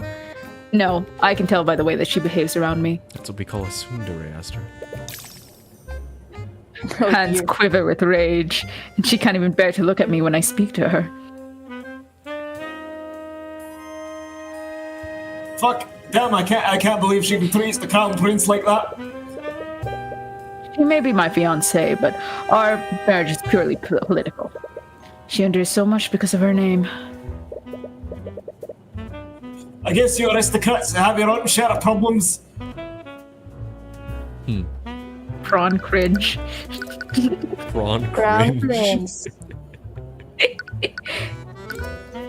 So long, shrimp!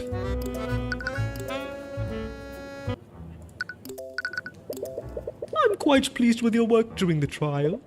I'm glad I put my trust in you. Thank you, but we're still a long way from getting your case dismissed.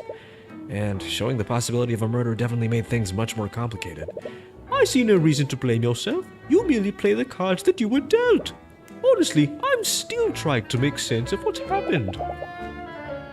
Do you have any idea who the second victim might be? I have no idea. But all of my other employees are accounted for. I doubt that it was anyone who worked for me. But then who was it?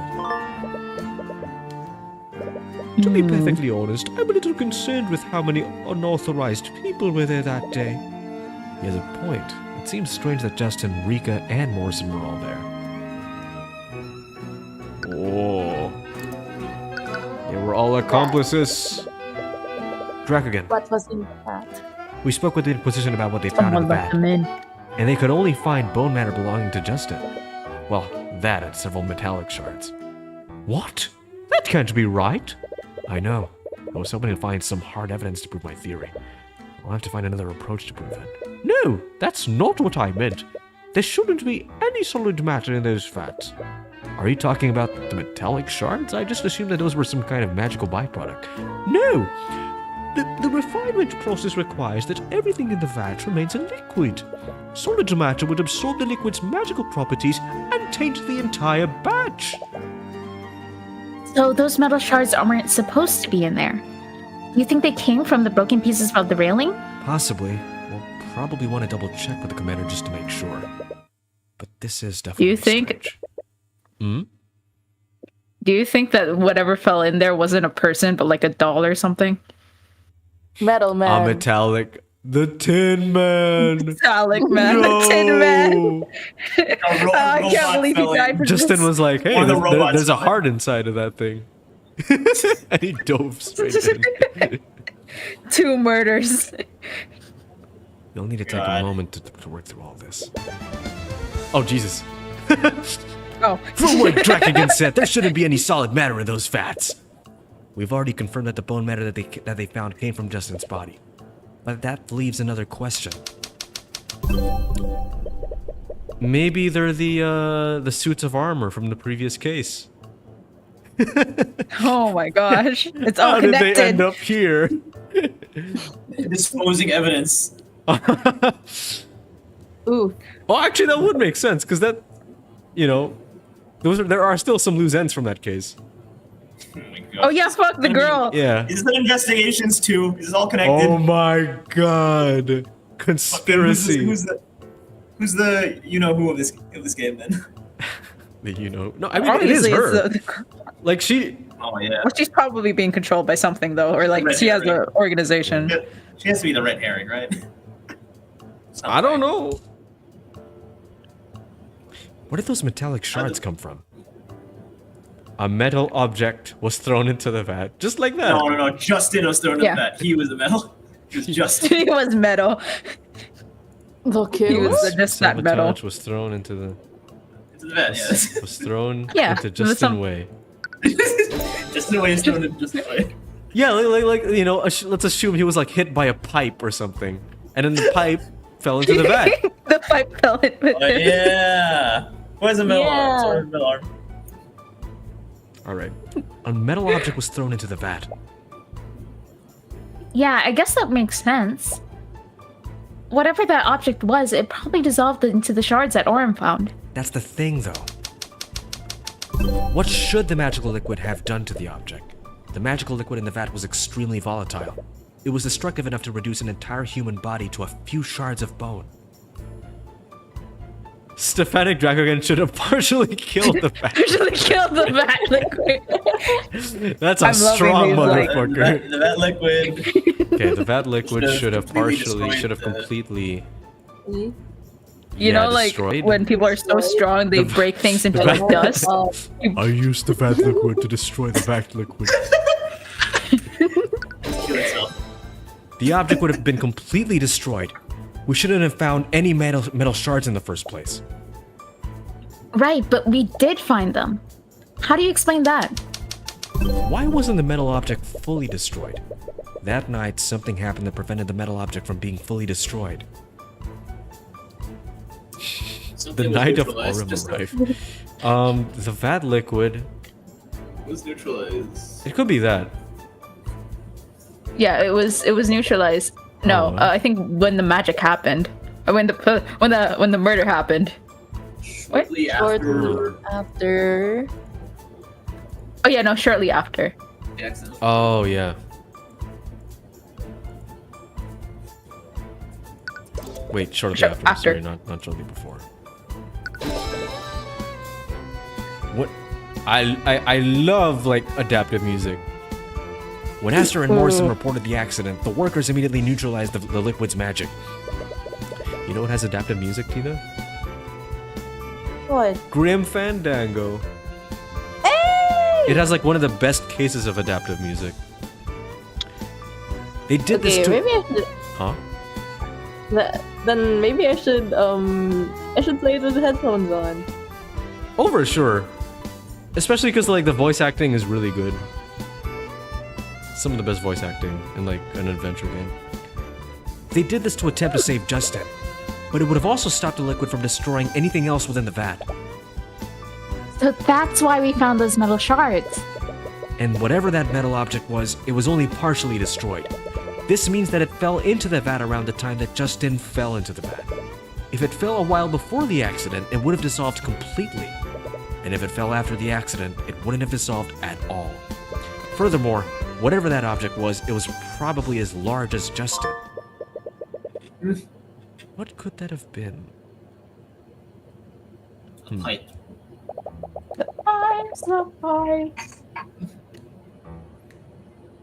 Oh, do you think this metal object has something to do with the second victim?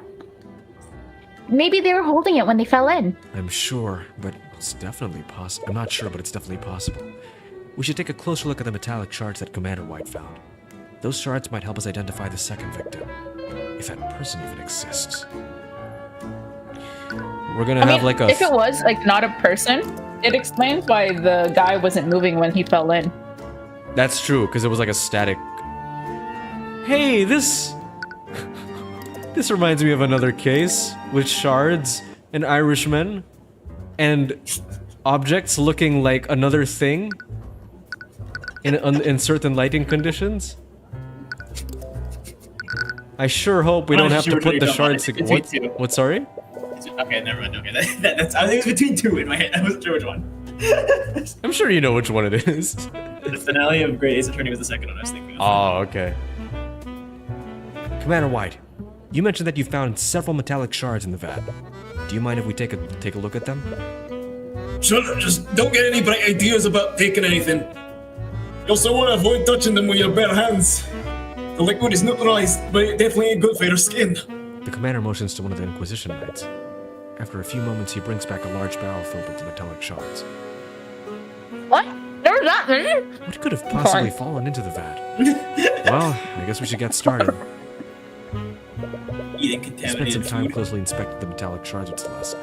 The shards are only the size of small rocks. Eating near the crime scene. Discerning features. Any look on your end? No, I haven't found. If this were Zero Escape, we would have had to put it back together. Celeste? I think I found something. They don't have enough budget for that minigame.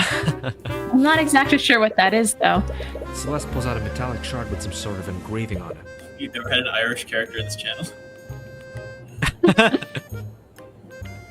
Rewatch Persona. Which one in Persona was it? Kodo. Oh! I didn't even realize. I just somehow forgot that she was. I didn't even realize that she was voiced by you. I like the other shards. This one, like when I remember it at least. Oh yeah. This one looks far less damaged. The engraving on it looks like some sort of crest. Oh, that's a crest of Vas von Sanctus. I forgot that was me. Isn't he the noble of the charging Dracogen?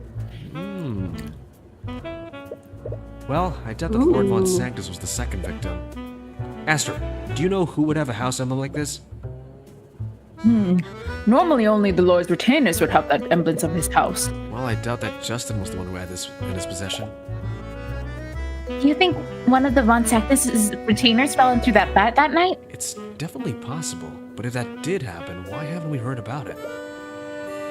Lloyd von Sanctus would have the resources to keep something like that out of the public eye. The only way to know for sure would be to ask him ourselves. But even if we could talk to him, he would never cooperate with us.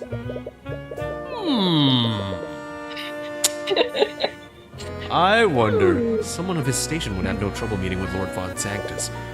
An idea begins to form in your mind. Unless...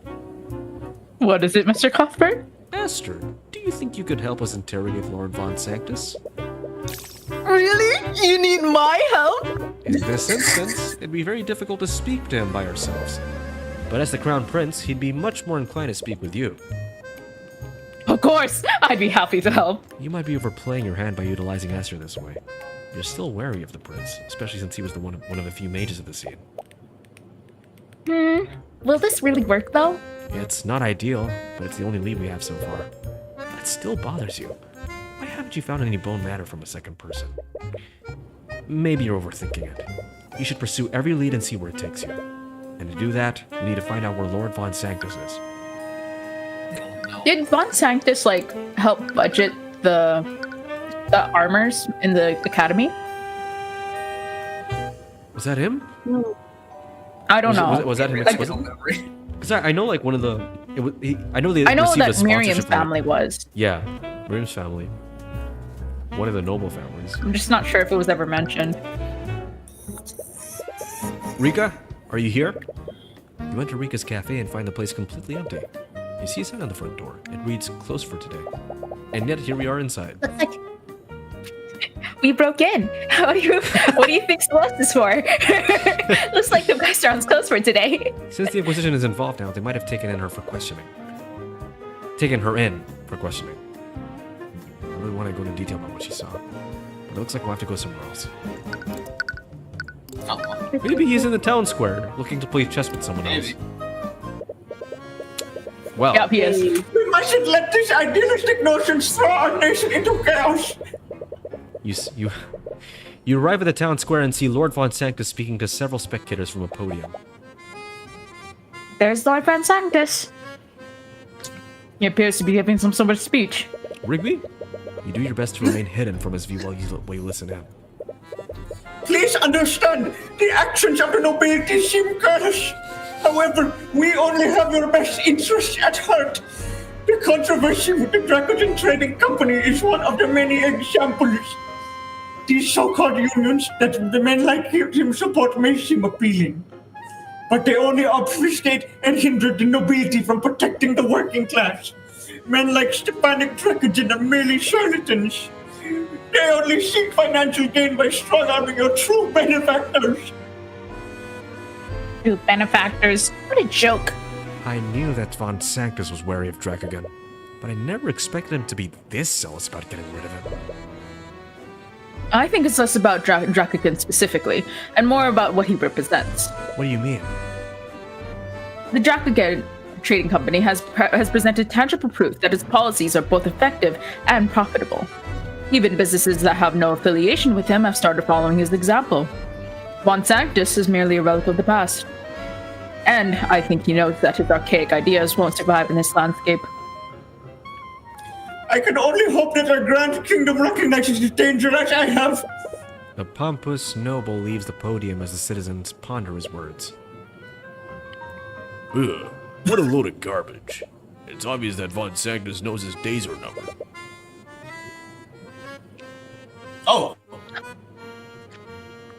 Oh, that's why there's the eye catcher. Their eyes are gone. He's been terrorizing everyone. He's like the noble's eyes.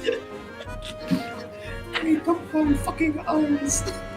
Someone take this. Look what they did to my eyes. Didn't like we had that joke in like the previous ones. Yeah, but we didn't know about the eye catcher then. Yeah. Oh my god, foreshadowing. Okay, what voice? You know what? Who cares? But look at what happened. We let the common folk set their own standards, and a young man died. I guess you have a point there. We saw Von Sanctus get into a carriage shortly after his speech. It appears to be heading back to his manor. We must follow it. Yeah, after him. Let's go, let's go. Oh, we are following it. You're going down, gold number. It's time to trespass. So this is Von Sanctus's house. If you have the crown prince with you, you can go anywhere. Hell yeah. It'd be more appropriate to call this building a palace rather than a house. Ugh, what's that smell? As you head further into the manor, you're hit with a very pungent and sour odor. It almost burns the interior of your nostrils every time you inhale. It's like the one at the academy. Oh! Oh my god. Oh! All connected. How connected is this game? What the fuck? Anyways, we saw Von Sanctus heading back there. We should be able to speak with him soon. Wait, Tyrion, isn't he gonna recognize us? We can't really avoid that. If we want to question him, we need to speak to him directly. But even a noble like him would have to act civilly with the Crown Prince present. You mean like how you civilly embarrassed and insulted him a few days ago? Right, you completely forgot about the chess tournament. Well, it's not as if we can hide our identities from him. I faced him in the chess tournament, and I'm Dracogen's attorney. He knows what we look like. What we look like? Wait, that's it! What? Illusio. Wait, what are you... Wow. That's quite impressive, Celeste. Right? I've been practicing that one. What are you two talking about? I think you should see for yourself. The prince gestures towards a nearby mirror in the hallway. A zero escape moment. You reluctantly approach it. She will. Eventually. Just what exactly did Celeste do to you? Oh! Oh, why do I look like him? What is going on here? It looks great, right? Eris taught that one to me. I like the implication that it also changed his voice. Alright, Daniel, you do the stupid accent. What? Okay. Yeah. Do you honestly expect him to fall for this? He's probably a powerful mage. He'll see right through this. Are you telling me that the Crown Prince is here? Why didn't you notify me sooner? You hear Von Sanctus shouting, You hear Von Sanctus? I don't know, it's his inner thoughts. It should affect his inner thoughts, don't worry. Seems to be quickly heading this way. Uh-oh. You might want to disguise yourself as well, Celeste. Who will she pick? Oh, she's gonna pick Arya, isn't she? No. Oh my goodness. Don't encourage her. This is extremely illegal. Right, Look, you should just dispel this ridiculous disguise and... He is almost here. I can't think of anyone! I'm terribly sorry for keeping Your Highness waiting. Lucio! What was that? Oh, what are you talking about? I could have sworn that I heard something. I knew it. Let's go! Well, do the Wait, voice. are you Tita? I didn't hear anything. You must be imagining things. Scale, Lord help us. Of all the people she could have chosen, at least she's able to mimic her voice well enough. Oh, Lady Steelwind, I wasn't expecting you until much later. Well, I do not answer to you. I shall do as I shall please. Yes, I suppose you have a habit of doing that. Surprisingly, it doesn't look like he's seen through your disguises. He must have other things on his mind if his guard is down like this. Anyways, Lord Von Sanctus, pardon the abrupt intrusion. I came by to pay my respects. I am honored by Your Majesty's presence. Unfortunately, I'm quite busy with administrative matters at the moment. Too busy to show hospitality to the heir of the throne? I didn't. I wasn't. I suppose I have some time to speak with you. The conditions aren't ideal, but at least you have Von Sanctus here with you. You should let I Prince really Esther did, make small talk sorry. with him for a bit. After all, you can subtly bring up the Von Sanctus quest that you found in the vat. I love this chapter, actually. I heard about the charges that you brought against the Dragon Trading Company. Forgive my bluntness, but is everything well in your estate? Oh, yeah. I am simply cleaning house, nothing more. But it smells like shit. I've dealt with plenty of men like Dracogen before, and this time will be no different. I understand that he may be taking business away from you, but does that really warrant you taking such drastic measures? It's not about his business, it's these ideas that he's putting into the people's heads. He's allowed these unions to continue existing. He's a communist. And other businesses are following his example. It's absolutely absurd. It's as if the entire world has gone mad. I see. Our society only functions when the lower class knows their place. If that's how society functions, then perhaps it is flawed. You're still young, Prince Aster. She's 26. These rights and ideals may sound appealing, but they are the path to disorder. These common folk do not care about the well-being of our kingdom as a whole. They only care about themselves individually. And you don't? If we allow them to become empowered, they will use that power selfishly. It's up to the upper class to maintain order. I see. Oh, he did not like that.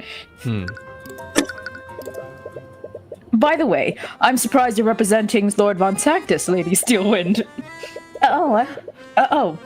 What is he doing? It's already hard enough to maintain this ruse. I knew that you recently became a prosecutor, but I never imagined that you'd represent a noble. It's not a poo. Don't get ahead of yourself, Lester. What does that even mean? Let's She not just be says called that. Lady Steelwind, if you must know, Your Majesty, how Steelwind and I came to an arrangement. The fair lady is so keen on wasting her wasting her talents on civil work. Given that, I might as well utilize her to my benefit. Oh, do not speak to her like that. Oh, I mean no disrespect, but rest assured, this is only temporary. I see. So you have an arrangement with Lucio Steelwind. It seems that Aster is collecting his own information. Ooh. By the way, Lord Von Sanctus, have your attendants gone missing lately? That's an oddly specific question. He's kind of starting to sound like King Julian.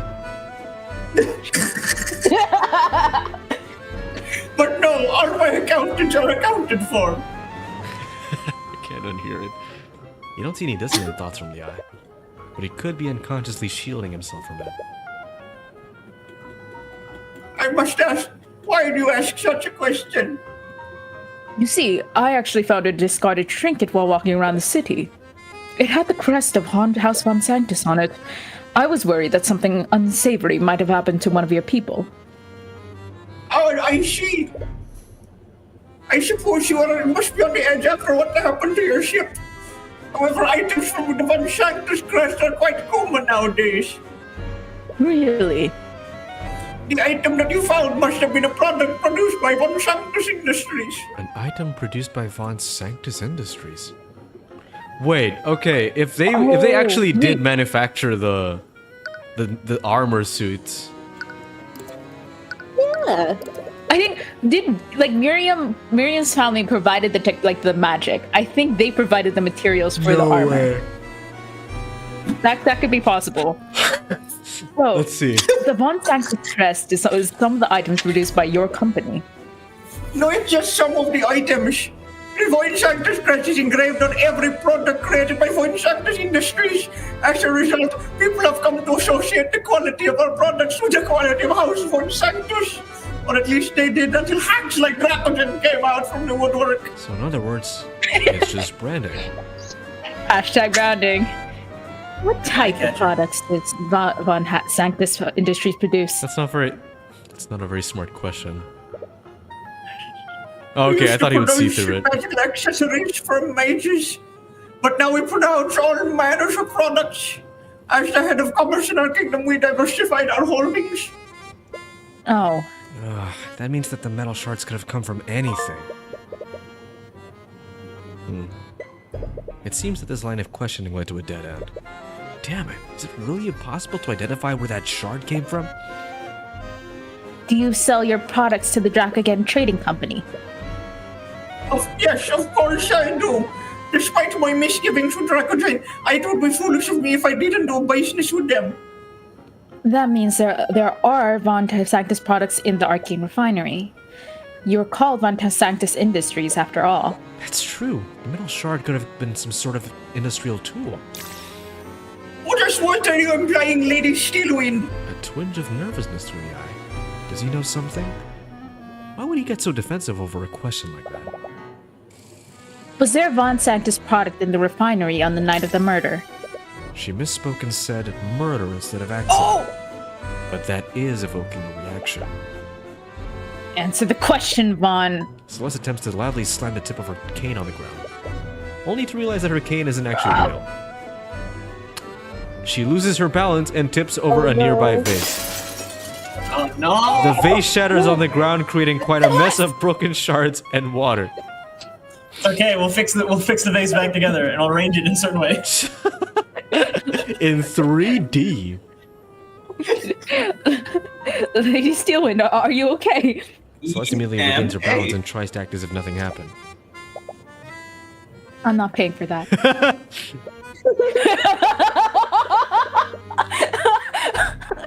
Oh man. Lord Von Sanctus completely loses his composure and recalls at the sight of the broken vase. I require your assistance! Oh my god. The arcane constructs, dog. I acknowledge! It's probably his voice, yeah. In response to Von Sanctus' call, an arcane construct walks out from a nearby closet. Construct, clean up this mess at once! He seems very disturbed by the mess. Is he some sort of clean freak? Acknowledge! The construct begins quickly picking up the shards of the broken vase. Unacceptable! What the fuck was that? you own an arcane construct. I do. Von Sanctus Industries is the inventor of arcane constructs after all. Oh my god. Oh my god! Right, you recall Celeste mentioning that earlier. Would you like one, Your Highness? What if he says, oh, I own 10? My apologies. I'm not very interested in using artificery. Shoot yourself. In any case, I'm afraid Lady Steelwind must be taking her leave now. What? Remember, you said that you could only accompany me for 1 hour. It's close to being 1 hour, right, Lady Steelwind? What are you? Oh, right, 1 hour. It would definitely not be good for us to be here for more than 1 hour. Oh, does this illusion only last for an hour? In the meantime, may I discuss some personal matters with you, Lord Von Sanctus? Of course, I am at your disposal, your majesty. You raise an eyebrow at the prince. It appears that he didn't come here just to help you. But do you suppose that you've gotten all the information you need out of Von Sanctus? It's time to move on to the next lead. Why would you leave him alone with Von Sanctus? I love you, Like, Lord. embarrassing. Like, he's a good liar, and that's kind of concerning. I mean, what if he's not lying, though? What if it wasn't him, but someone he commissioned, so that's why he's not worried?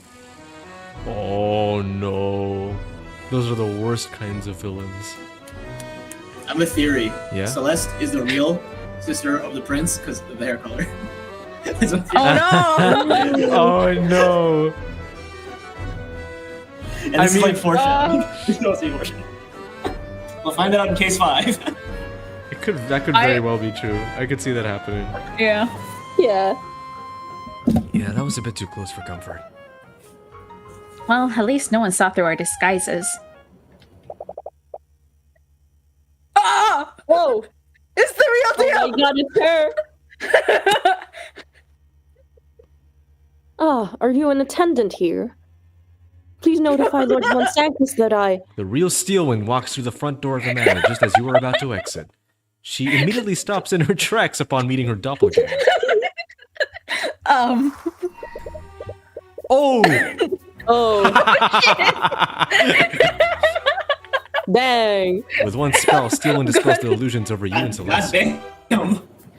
Girl, read your spell book, says Lincoln. From stealing her surname to stealing her look. Upon seeing who you really are, she lets out an irritated sigh. Is impersonating Steelwind some kind of hobby for you, Miss McCoy? She looks really angry this time. No, there was a really good reason for us doing this. Let me guess. You wanted to interrogate Von Sanctus without him knowing who you really were. No. Lying about your name is one matter, but impersonating a noble using magic is a serious crime. TYRION, please help. Hey, you cast the spell, not me. Are you seriously going to have to defend her in court again? You quickly think To be fair, of a way the to prince defuse the allowed it. situation. Oh, that's true. Sorry for the wait, you two. I had to discuss... Lady Steelwind. Great. According to Aster, Steelwind despises him. Knowing that he was part of this will just make things worse. Oh no! Oh my god, no, she actually likes it. She is a Sith! Oh my. She's a Sith! Your Majesty? Why is he here? What? She... I've seen you use the spell their disguises. You knew about this? Aster steps between you and Steelwind. It seems that he's trying to calm her down. For better or for worse, her attention is firmly focused on him. I'm terribly sorry. I didn't mean to disrespect you. No, that's not why I... Oh, I was really close. They pulled this ruse under my orders. Could you please look the other way just this once? Okay. Thank you, Lady Steelwind. I won't forget this. She's fucking Sith!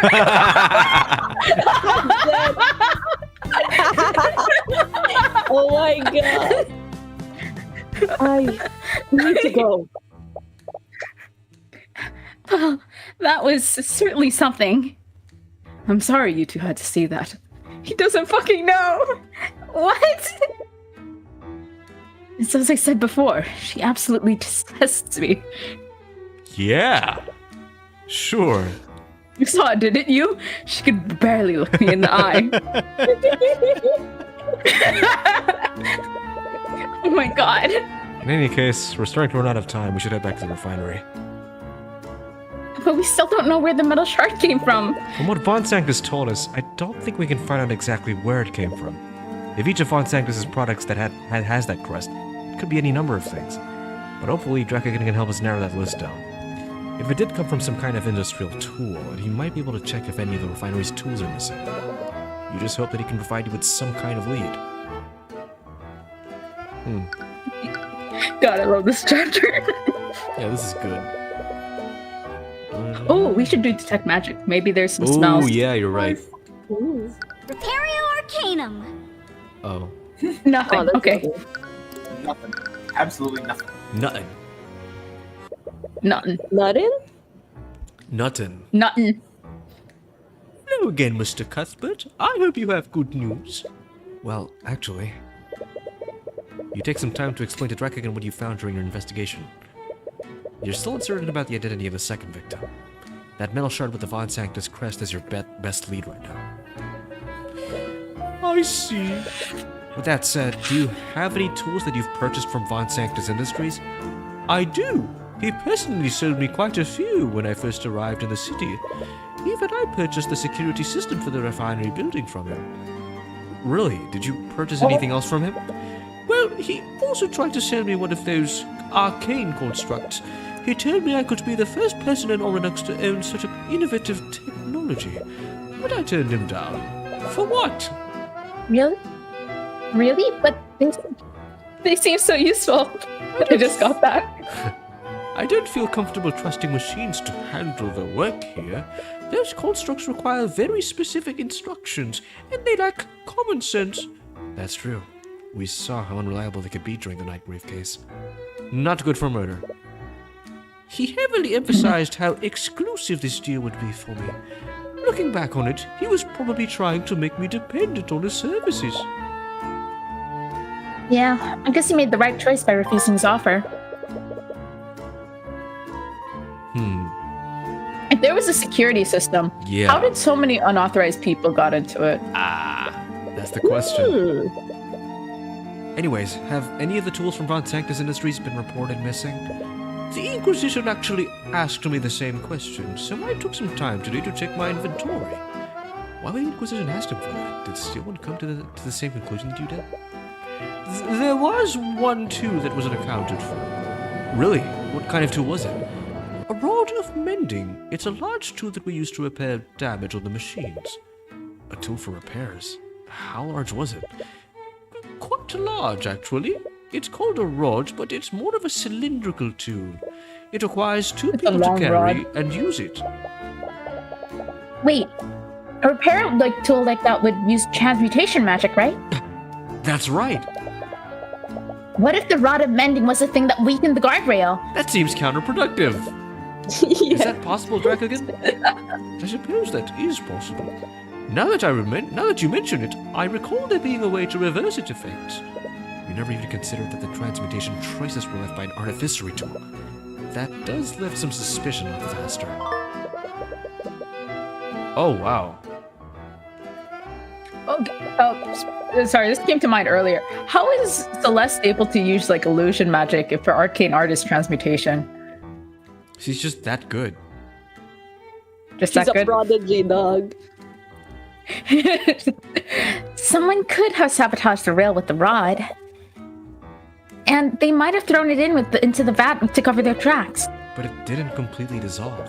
That would mean that they threw the rod in close to when Justin fell off the walkway. It can't be a coincidence that these two events happened so close to each other. And we still have no idea who actually broke the guardrail. We didn't find a second body in the vat, and we don't have an evidence that proves that the second victim even exists. I feel as if we have more questions than answers at the moment. We've learned a few new facts about the case, though. And the Inquisition has verified the traces of transmutation on the guardrail. The burden of proof is still on the prosecution to prove that Dracogen is at fault. Even if Steelman has a proper explanation for that, I can counter her with the facts that we've learned thus far. I just hope the trial goes as smoothly as you're describing. It rarely ever does. But knowing that would just needlessly stress him out.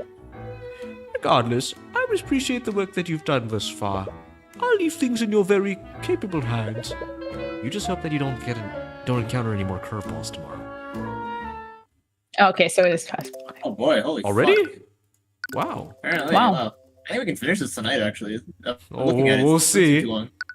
I have a Doesn't seem too feeling long. this has a few more surprises in store for us. Alright, let's do this, I guess. Because I'm looking at it, it says only like 40 minutes. Which is shorter than you'd think, I guess. 40 minutes for the trial? Yeah. What? Last one was 42 minutes. This one's only 40. So maybe there's gonna This be is another more than last investigation portion. Doesn't look like it. What? But we have so Looks many like- It did unanswered say questions. 4 in the save. Yeah. I guess we'll see. I'll see what happens. Court is now resumed for the trial of Stefanik Dracogen. Let us review the proceedings from 2 days ago. At first, the facts of the case seem very straightforward.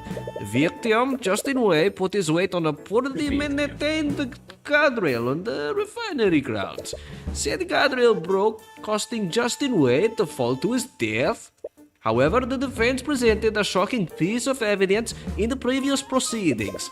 Traces of transmutation magic were found on that same broken guardrail. This new evidence implies that sabotage, if not outright foul play, played a part in the death of the victim. This evidence is also accompanied by conflicting testimonies from witnesses. All of these elements have thrown quite some doubt on the validity of the prosecution's case. Yes. However, the prosecution maintains that the Dracogen Trading Company is at fault for Justin Way's death. Even though someone may have sabotaged the guardrails. The prosecution acknowledges that sabotage may have occurred at the scene of the accident. However, we also believe that there are several factors in this case that the court is overlooking. And well, it says it's so short because Tyrion will get shot halfway through Oh, man, Oh, in Billy an the Killer elevator. comes up. Just shoots him. as we all know, several witnesses were present at the refinery at the time of the accident. The harbor master was showing a patron around the refinery. Mosarika Tudor was making a food delivery and entered the building. And of course, the victim, Justin Way, was obviously present as well. Each and every one of these people had no business being in the refinery that night. In the case of the harbor master and his patron, it would be hardly reasonable for anyone to stop them. You doubt anyone would stand in the way of the Crown Prince. That may be, but Justin Way worked in the Fright Division and should not have been at the scene. I've already verified this with my client. The victim was not authorized to be in the refinery building. And who stopped Justin Way from entering the area unauthorized? Isn't it the defendant's duty to prevent such individuals from entering the building? My client can't be held responsible for Justin's breach of the set protocols. And you surely can't hold my client responsible for something sabotaging the guardrail. This so-called sabotage is only theoretical until a proper culprit is found. I might be compelled to agree with you, Miss Theowind. After all, there's no hard evidence that proves traces of transmutation were left by a specific spell. What kind of mental gymnastics is that? Every part of the guardrail has traces of that was rusted. Chew your food. I'm eating. They're bending the context of what happened to suit their purposes. Hard evidence means everything here, and the rod of mending has been reduced to shards in the vat. Without the complete rod, you can't prove that someone used it to sabotage the guardrail. Regardless, is it not the responsibility of the Dracogen Trading Company to ensure that its employees do not wander into restricted areas? Blaming a potential saboteur puts the cart before the horse. It doesn't just stop with Justin Way either. Why was Mosarika Tudor able to enter the building? She doesn't even work for the refinery, yet she was able to waltz into the building without any trouble. Actually, Steelwind does have a point about Rika. Shouldn't something have stopped her from entering that area?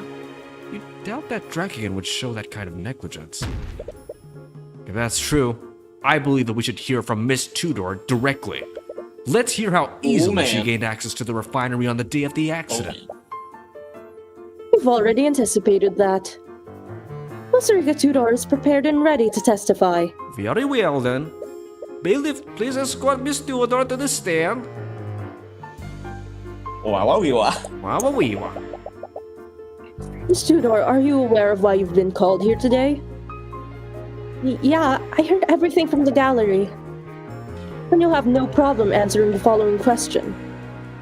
Did you encounter resistance when you entered the refinery the night of the accident? witness, may I remind you that you are under oath to tell the court everything that you know. Failure to do so is a crime. No one tried to stop me. Sorry, Tyrion. You have nothing to apologize for, witness. The only one at fault is the Dracogen Trading Company and their negligence. Hey, that's... For the record, please testify in detail about how you entered the refinery that day, Miss Tudor.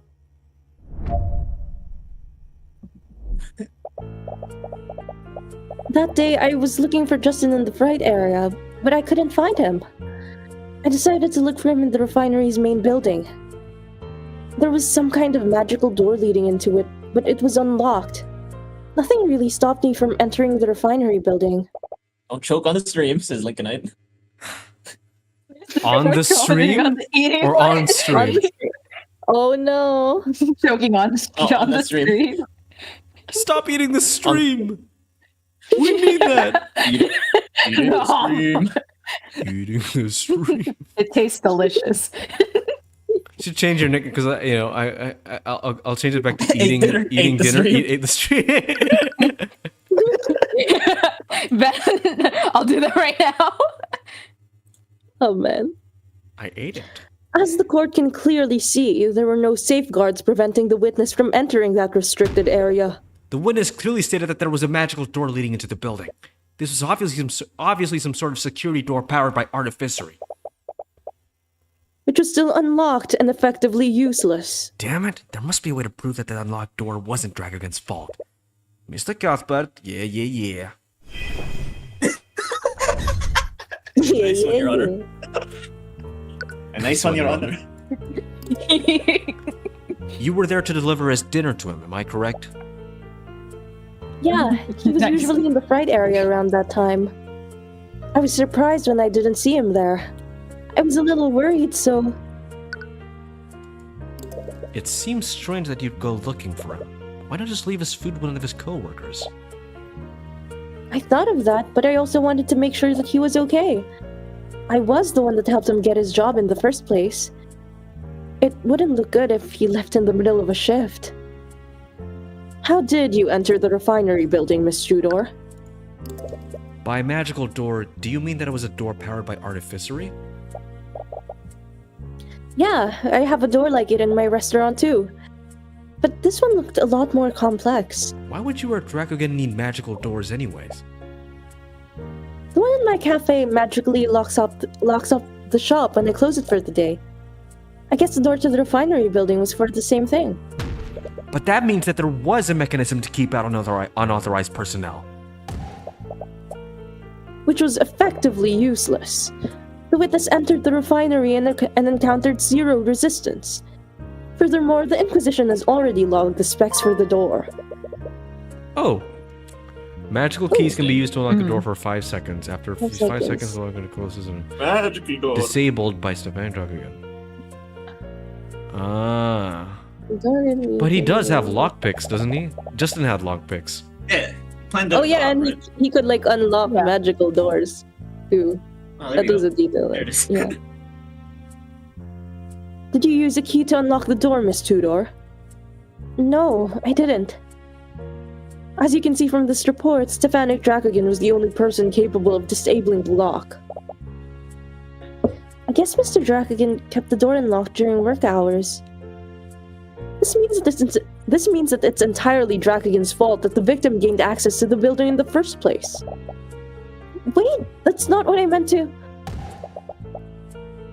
But that is what you implied. Unless you can prove that another person disabled that door. Well. Oh, well. Lucky story. What? What do you mean? What do you mean? But you might be able to work with this new information. Regardless, please add that last statement to your testimony, witness. All right. It's okay, Tyrion. Take your time. Yeah. Thank you. Myriad. Here. Yeah. The robbery? The gold bar. The gold bar? Oh yeah, No. here. Someone say gold. Play it. Play the sound. No. Okay. Objection! Miss Steelwind, I'll play the you sound. claim that my... You'll play it? Oh, yeah. That is not the sound. You claim that my client expressed negligence by disabling the door. This is the reason why the security door was unlocked and why the current witness was able to enter the building. That's correct. Your client's negligence allowed unauthorized persons like Justin Wei to gain access to the building. And regardless of any sabotage, Justin Wei died because he was in said unauthorized area. And what if I told you that another person may have disabled the door? Not because of laziness, but for more nefarious purposes. What are you talking about? If you recall, the witness entered the refinery building and spotted Justin Wei afterward. This means that Justin Wei entered the building before her. So that begs the question, how did Justin Wei enter the building? The answer is obvious. He entered the same way the witness did, through the unlocked door. Not quite, Miss Steelwind. Since the trial began, we still haven't answered why Justin Wei entered the refinery building in the first place. He entered the refinery building with the intent of robbing my client's personal safe. I already told you, TYRION. You would never do something like that. You feel a little guilty about insulting a dead man's name like this, but it's the only possibility that makes sense. I'm sorry, Rika, but there are things about Justin that even you don't know about. The truth is that he was deeply in debt to a crime lord named the Eye Taker, and he was extremely desperate to wipe that debt as soon as he could. Crime lord? I won't ask how you came across this information, Mr. Cuthbert. But what does this have to do with the Yeah, we did that for magical lock? Miss Stewart, Justin owned a set of tools that he used for picking and mundane and magical locks. The safe that he was planning to rob was located in my client's office within the refinery building. I have witnesses who saw Justin retrieve those tools shortly before the night of the accident. He clearly had a plan to disable any locks that stood between him and that safe. This means that it's entirely possible that Justin disabled the locked refinery door illegally. Oh, we're not actually going to bring them in, are we? Yeah, I'm kind of bluffing right now. You basically assaulted one of them. We both assaulted him, TYRION. She says that as a result of guilt. Hold on a minute. You can't just accuse him like that when he can't defend himself. I'm sorry, Rika, but his delinquent friends told me about his plan. He didn't want to rob Dracogen, but he needed the gold to wipe away his debt. If Justin wasn't the one that disabled the lock, that would only leave Dracogen. But there has to be an explanation where neither of them is guilty. She definitely believes in Justin. But a scenario where both Justin and Dracogen are innocent is too optimistic, if not impossible. But it's not as if you were entirely certain of what happened earlier on that day either. Alright, Rika. You knew Justin better than I did. Let's assume that you're correct. Neither Justin nor Dracogen disabled the locks that day. How did either of you enter the refinery then? Well, someone must have disabled it before then. Wait, let me think through this.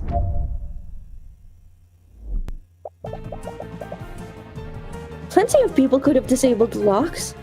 Maybe one of the employees got lazy and forcefully broke it. There's also that nobleman who was with Mr. Morrison. He's a mage and he could have used magic to do it. It could have also been one of the maintenance constructs. The what? And someone working on the machines. Maybe one of them broke the lock. But he has no constructs! There are no constructs! He doesn't have any constructs. What are you talking about?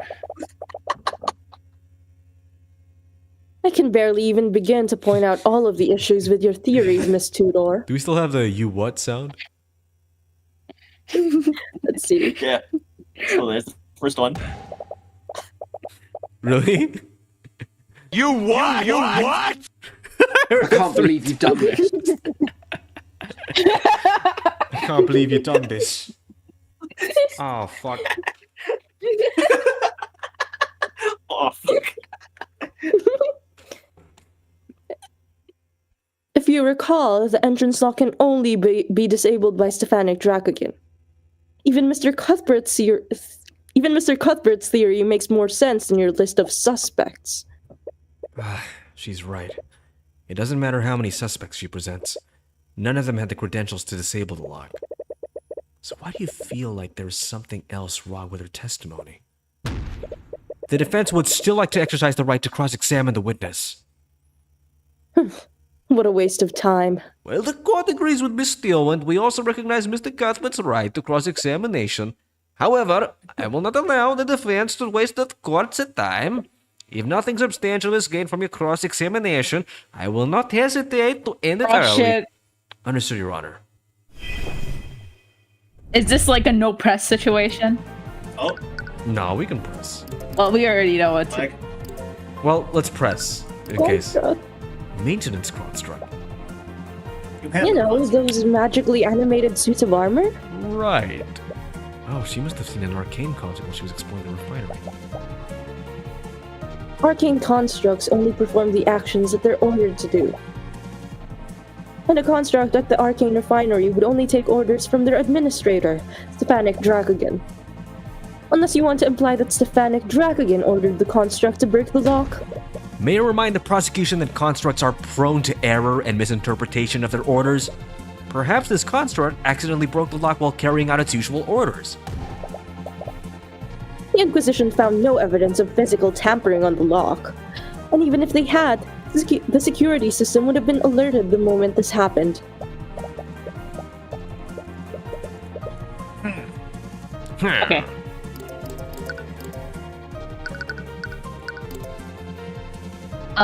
Where is it? Is it down?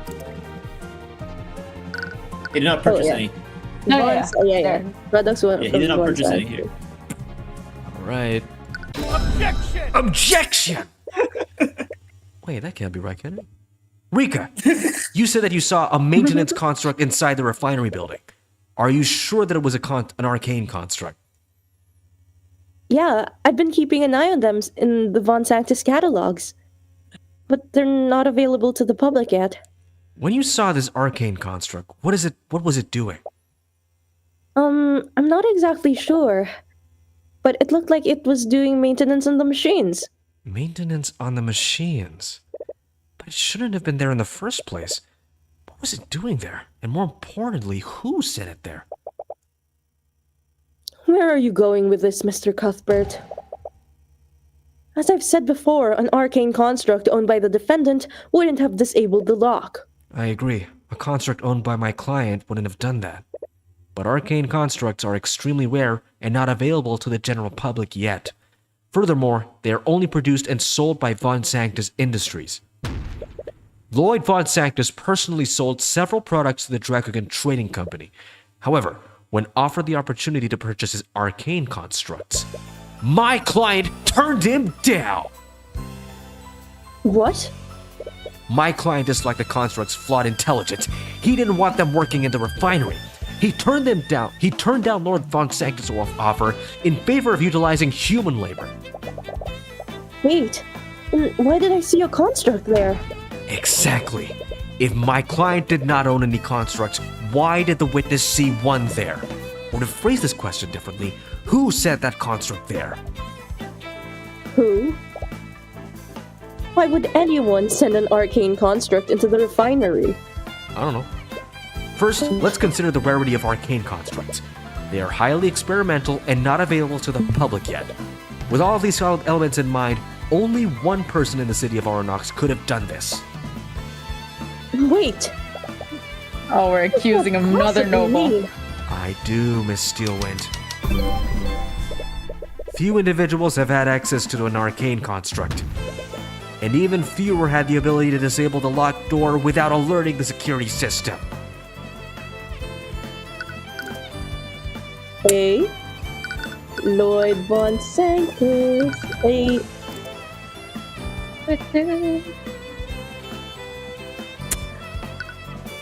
Alright. Alright, incriminating Only one another individual noble. could have done everything that I described. Lloyd Von Sanctus, the noble lord of Aronox. You can't be serious. Are you accusing Lord Von Sanctus of illegally sending a construct into the Arcane refinery? What possible reason would he have to do that? When Rika saw the construct, she said that it was working on the machines. But that construct was sent by Von Sanctus. It didn't actually work for Dracogen. Wait, could that mean? Rika, when you saw the construct in the refinery, was it carrying anything? Yeah, actually. It was carrying a large cylindrical machine, and it looked pretty heavy. Oh my god! Like it would normally need to be held by two people? Yeah, how did you know? It all makes sense now. Von Sanctus has been far too aggressive in pushing these charges. It wasn't because he was desperate to get rid of Dracogen. It was because he needed to cover up what actually happened. Mr. Cuthbert, where are you going with this? You see, Your Honor, the tool that the witness saw this construct carrying wasn't just any tool. It was a rod of mending, an artificery tool that channels transmutation magic. Transmutation magic? As in magic that could be used to weaken and sabotage parts of the refinery? No, are you seriously accusing... Your Honor, Lloyd Von Sanctus sent a construct into the Arcane refinery to sabotage it. In other words, Lloyd Von Sanctus is responsible for that guardrail break-in. I think that's enough out of you, you upstart commoner.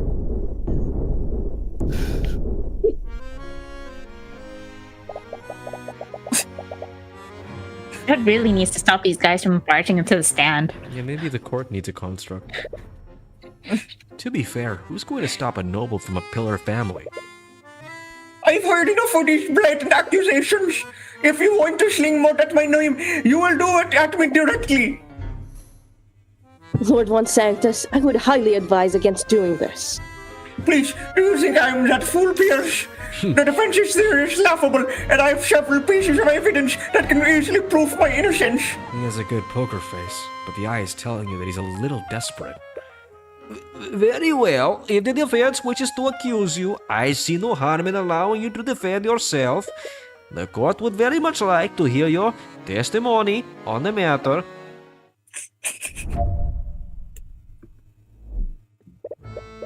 It is possible to order a construct to complete this complex list of tasks, but doing so is ill-advised.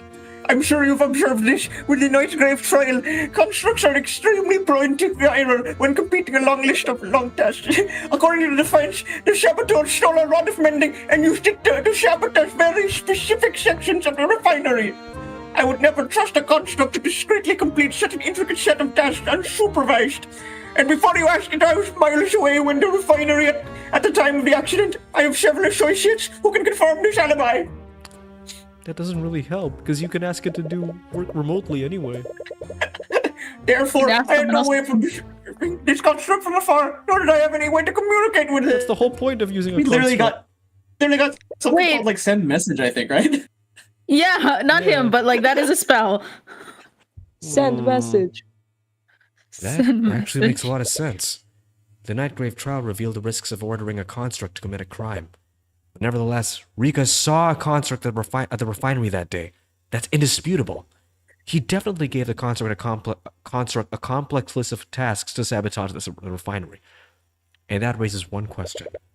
How did he account for the construct's error-prone logic? Maybe they had a prototype or something. Or maybe they had someone there.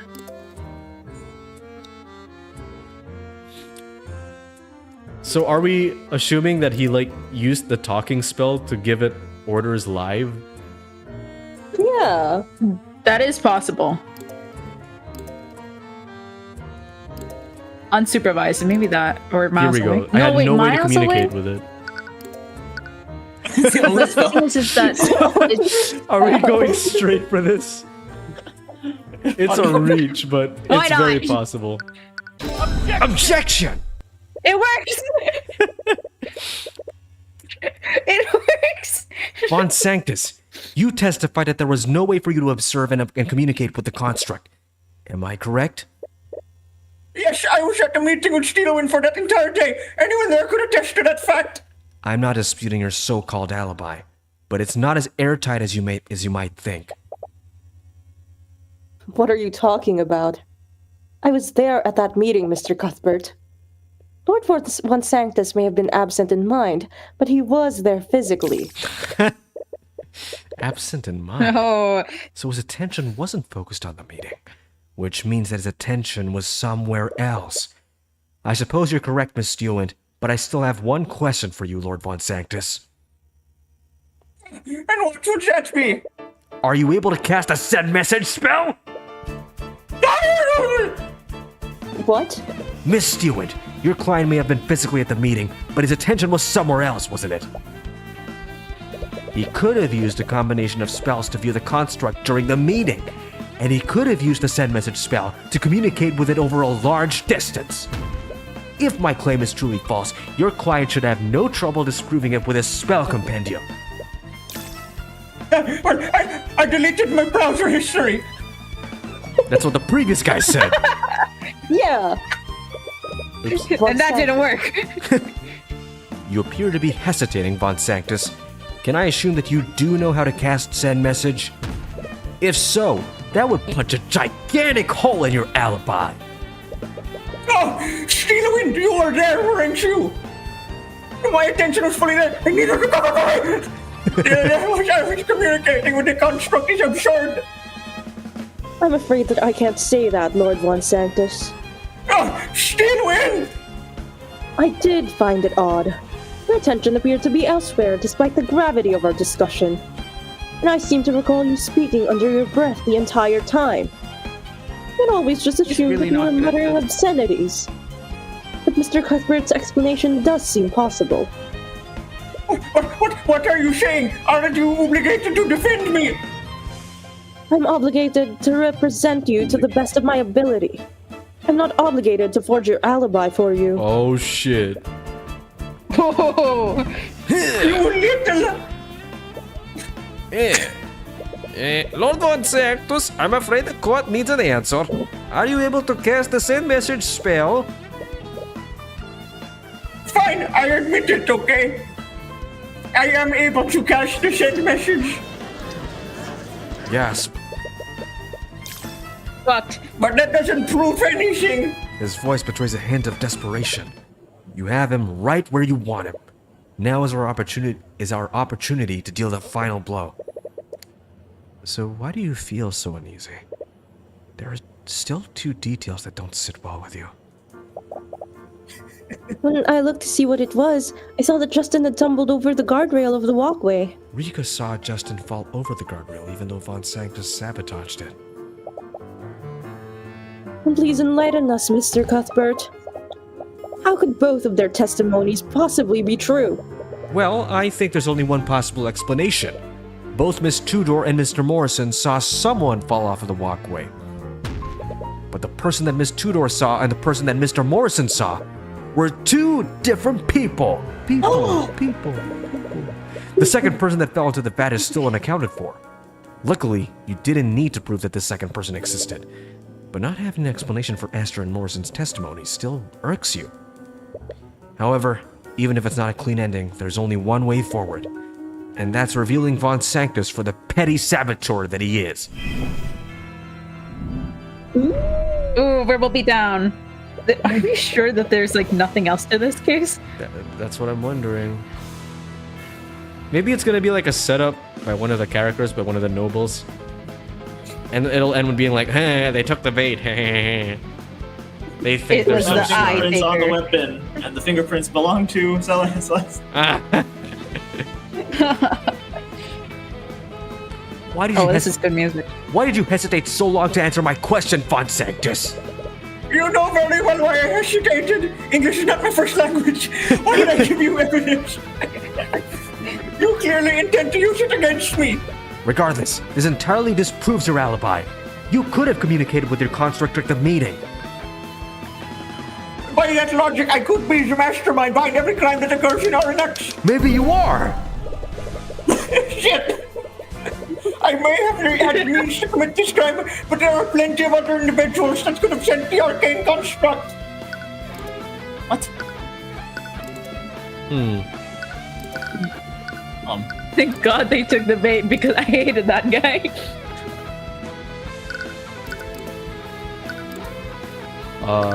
Wait, what was the thing? Someone else could have basically sent the construct. Oh. Although that is not available to They anyone only else in listen to Arnox. him, That's right? probably it. Von Sanctus, you of all people should know that the arcane constructs are not available to the public. When you attempted to sell these constructs to Dracogen, you promised him that he would be the first merchant in Arnox that would own one. Since he refused your offer, that would leave you as the only owner of the arcane constructs in Arnox. Yes, that is. Oh, I admit I may not have been truthful when I made my sales pitch. So you're saying that you lied to my client? Oh, please. Every good businessman knows how to embellish the truth when making a sale. I've sold constructs to other individuals. The truth is, I've sold other things to other individuals in Arnox. If only I would be too dangerous to sell to anyone. I don't know if we have evidence for this. I think Would be this too dangerous to sell. emotion. Oh yeah, actually. Emotion or the eye? Because if only. Actually, I don't know. Intuition, maybe? Yeah, I'm going for intuition. Frankly, Von Sanctus, I find that hard to believe. After the Nightgrave trial, you must have been a lot more fearful about who you sold your constructs to.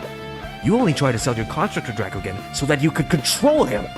You wouldn't have done that otherwise. So, then why didn't you prove it? Can you No, spell the Von word Sanctus. Why don't you prove your statement? Show us any invoice that proves you made a sale to someone in Arnox. What did he say? Oh, nothing. He said, well, who says that the Saboteur lived in Arnox when I made the sale? Are you serious? Arnox is a trading hub. Plenty of people come and go from the city. The Saboteur could be someone who secretly entered Arnox. Any one of my customers can secretly enter the city to carry out the sabotage. It was a lockdown. Von Sanctus! This is really easy. This is too easy. This is suspiciously easy. You might have been right under any other circumstance, but the King's Guard locked down the city on the day that the accident occurred. No one except for a select few individuals could have left or entered the city. And due to the gravity of the situation, the King's Guard created profiles of everyone within the city. Why don't we cross-reference the records taken by the King's Guard with a list of individuals you've sold constructs to? But I suppose from your reaction, that list would come up empty. So why don't you admit to your crimes, Von Sanctus? Or do I have to drag the evidence into court myself? No, Your Honor! Wait, drag the evidence into court? Of course, how could I forget? What? There is no evidence. Why don't you go ahead and do that, Mr. Cuthbert? Bring in your so-called evidence. I don't know where this confidence is coming from, but we can easily detect the traces of divination and transmutation on the constructs you own. Assuming the constructs still exist, that is. Oh. Wait, that's right. If he used a construct to commit a crime like this, he would have definitely disposed of it by now. Even within the blockade, Arnox is a gigantic city. With his resources, he could have hidden it anywhere in the city. It would be a needle within a town of haystacks. We still have the testimony of Mosarika Tudor. And I'm sure many other people saw that construct walking around the refinery. The common folk can hardly be trusted to recognize complex artificery. They don't even have fucking eyes. Without an actual construct, you have a several reliable witnesses.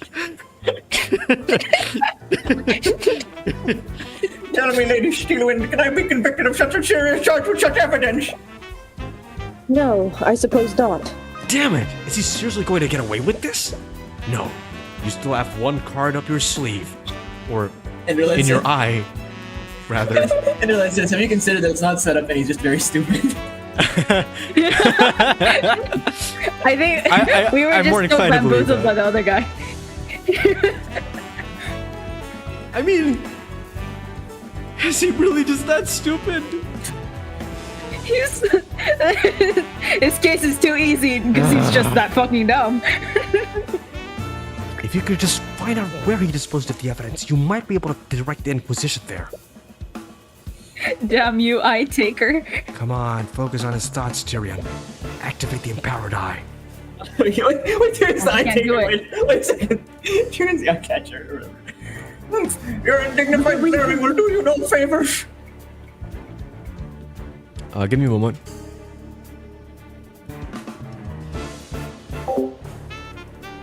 Give you a moment.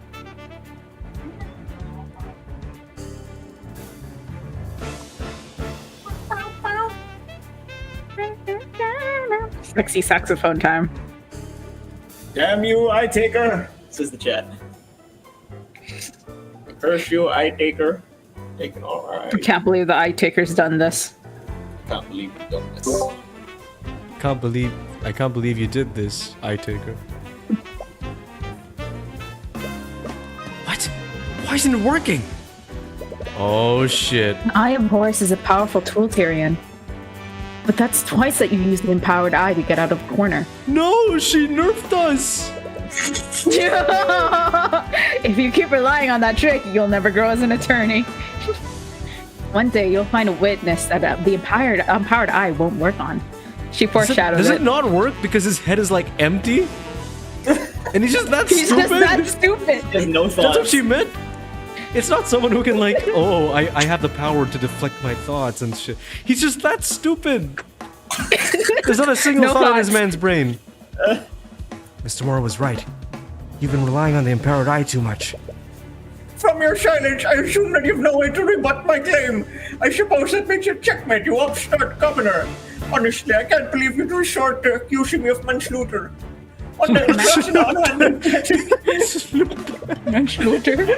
But I suppose I expect anything less from a charlatan like you. Damn it. No wonder why this case is so short. What the hell are you doing? What? Look on your face. Are you seriously giving up? I don't know. I've seen you get out of plenty of situations like this. So why are you giving up this time? I'm sorry, Celeste, but I can't use my usual strategies. There's no way to find the evidence that we need. Seriously? There's always a way, Tyrion. If your usual strategies aren't working, then you just need to do something different. She's right. You don't need to see directly into his mind to utilize your skills as an attorney. You may not be able to rely on the Eye of Horus this time, but you've always been able to rely on deductive reasoning. Well, it seems you have no further questions for me. And you clearly don't have a shred of physical evidence to support your claims. I am taking my leave. I'm not quite done with you yet, Von Sanctus. Honestly, your desperation is almost pitiful. You should really learn to lose with dignity, Mr. Cuthbert. He's the last person you want to hear that from. Calm your mind and focus. You may not be able to read Von Sanctus's mind in the literal sense, but you can still extrapolate his plan and his actions. Let's explore my theory a little more and see for ourselves that there's no physical evidence. If you wanted to use a construct, you would have needed to maintain constant communication. So to prove that this communication occurred, we would need something that connects you to it. No one's stopping him. Which piece of evidence would connect the murderer to Von Sanctus? Said message can normally only target a person, but arcane constructs probably don't count as people for the purposes of that spell. What piece of evidence would that leave behind? The fact that that's literally it. Object. That's the Yeah. answer. Wait, why is there so many that's? That. That. An arcane construct isn't a person, so you must have used an object attuned to your magic to communicate with it. Missteal it. If we were able to find that object, would that tie your client to the sabotage? Hypothetically, yes. The Inquisition has divination magic, and they can use it to detect if an object is attuned to a specific mage. Good luck finding such evidence. If I did perform these acts, the remains should be anywhere in Aranax. I'm not so sure about that, Von Sanctus. Let's look at things from your perspective. Why would you do the things that you did that day? Knowing that will point us to where you ultimately hit the construct. Okay. Your intention was to sabotage the refinery without anyone finding out what you did. So how would you dispose of the construct and the attuned item? We don't know. He needed to hide and or destroy it so that no one would be able to find it. Wait, destroy? You didn't piece this earlier, Cuthbert? The wine amendment was from the refinery of Von Sanctus. volatile. No, not volatile. Volatile liquid? Yeah, would it have been volatile. volatile? Yeah, before. Yeah. Before. Because before But it could have been before he neutralized. threw in the thing. No, yeah, but he wouldn't know It was if it was neutralized after it fell into. Oh, yeah. And the evidence. Oh, the evidence? Yeah. Yeah. Sorry. You used the vat of volatile liquid. I suppose that makes sense. You found the remnants of the rod of mending in there, too. But wouldn't that mean that the object is fully dissolved? Exactly. There would be no physical evidence for you to find. That's not necessarily true. You threw the rod of mending into the vat, and that didn't fully dissolve. What? The workers neutralized the liquid immediately after Justin fell into the vat. What? Neutralizing the liquid would have rendered our salvage brand useless. Doing that would have cost Dracogen a small fortune. Unlike you, Von Sanctus, my client values the lives of his workers over his profits. And because of that, the Inquisition was able to find pieces of bone matter and metal within the vat. Wait, the rod didn't fully dissolve. This means that it was thrown into the vat around the same time that Justin fell into it. You wouldn't have thrown the rod into the vat until after you were done with your sabotage. And if you wanted to destroy the rod, you would have destroyed all of the evidence that you needed to get rid of. Is there anything else that Von Sanctus would have needed to get rid of? Justin Way. Justin Way. Justin Way. Just in the way. I mean, Oh my god, the it's probably the only. sax is going hard. The sexy phone was crazy. You would have also destroyed the arcane construct itself. That's ridiculous. Lady Stewart, why aren't you? I told you before, didn't I? I will defend you to the best of my ability, but I will not fabricate an alibi for you. You must have ordered the construct to throw itself into the vat to hide any traces of your sabotage. You just typed KYS into the message. Yeah. Kill yourself. A machine resembling a human threw itself into the. Because he was like hurling obscenities at it, right? Yeah. He got so mad. He was like, "Wait, that was a joke." This means that anyone looking at the walkway would have seen this. That's it. The arcane construct with the second person that Astor and Morrison saw fall into the vat. That's why we didn't find the organic matter from anyone other than Justin in there. The second body that Astor and Morrison saw was actually an arcane construct. How are you? Wait, Rika was sure that she saw Justin fall off the walkway. After she notified Astor and Morrison, they saw the construct break the guardrail and fall into the vat. Wouldn't that mean that the construct disposed of itself after Justin Wave fell off the walkway? Why would you order it to do that? Because it never happened. Your logic is flawed. He's getting stressed out. Maybe you should try using the Empowered Eye. No, you don't need it this time. You're so close to figuring this out, you can feel it. So think. If he was observing the construct using magic, he must have seen Justin fall. And for some reason, he reacted by sabotaging the guardrail. Why would he ignore seeing that happen? Unless he did all of this because he saw Justin fall. Ah. Wanted to make it look like an accident. To look. Yes. Yeah. Two birds like one stone. It's because you wanted it to look like an accident. Which means that it wasn't actually an accident. Oh, so now you're accusing me of intentionally murdering the victim. Why would I ever do that? You said it yourself, my goal was sabotage. Committing murder would have brought unnecessary attention to what I'd done. But those constructs do have a habit of shoving people that are in the way. What if the construct pushed Justin out of the way, causing him to fall over the edge of the guardrail? He's figuring everything had happened from just a few clues. Oh, Justin Way! Justin Way! wait, is he named Justin Way because he was just in the way? Just in the way! Oh my god, Ace Attorney. Oh my god. He was on his way to steal. He's the dead man. He was just a little guy. Oh. Someone take it. Why not you? I didn't see you there. I was just Just walk past him. Acknowledged. What? Almost an accident isn't an accident. Hey, watch out! Quit shoving me! Wait! Oh! Holy crap! Pull me up! I can't hold on much longer. Wait. Hey, where is it? Oh my god, where is it? Did someone delete in the fish? void. No, someone deleted fish! Who deleted fish? Oh well, we'll just use this. Okay. Ah, you idiot! What are you doing? What? Grab his arm and pull him up. Acknowledge. Oh god! My hand! Oh god, yuck. What the hell are you doing? Your grip is too tight. Stop He's that. so bad. Oh my god. Dude, he's so shit. Acknowledge. Acknowledge. Wait, I can still. It may have been unintentional, but either way, you would have been at fault for Justin's death, not my client. And if the construct fell in after Justin, your attuned object must be somewhere in the neutralized liquid.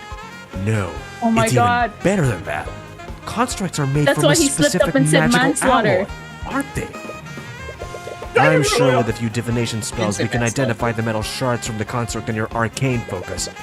Each and every one of those pieces of evidence points directly at you, Von Sanctus! You petulant little upstart. And that's checkmate, Von Sanctus. Damn. He's gonna be traumatized by chess. Why don't you save us all a little time, Von Sanctus? Admit to what you did. And while you're at it, drop your false allegations against my client. I have nothing to admit to, nor do I have anything to apologize for. Of course not. You're completely blameless, right? Do you think you've achieved victory here today?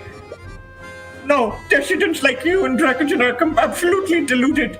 Each and every breath you take only throws Wivengard further into chaos. You talk about these commoners as if they even have a fraction of the power that you have. Lady Shiloh and you see to reason. They lack awareness of the power they truly have. What? These people have infected you and His Majesty with these idealistic delusions.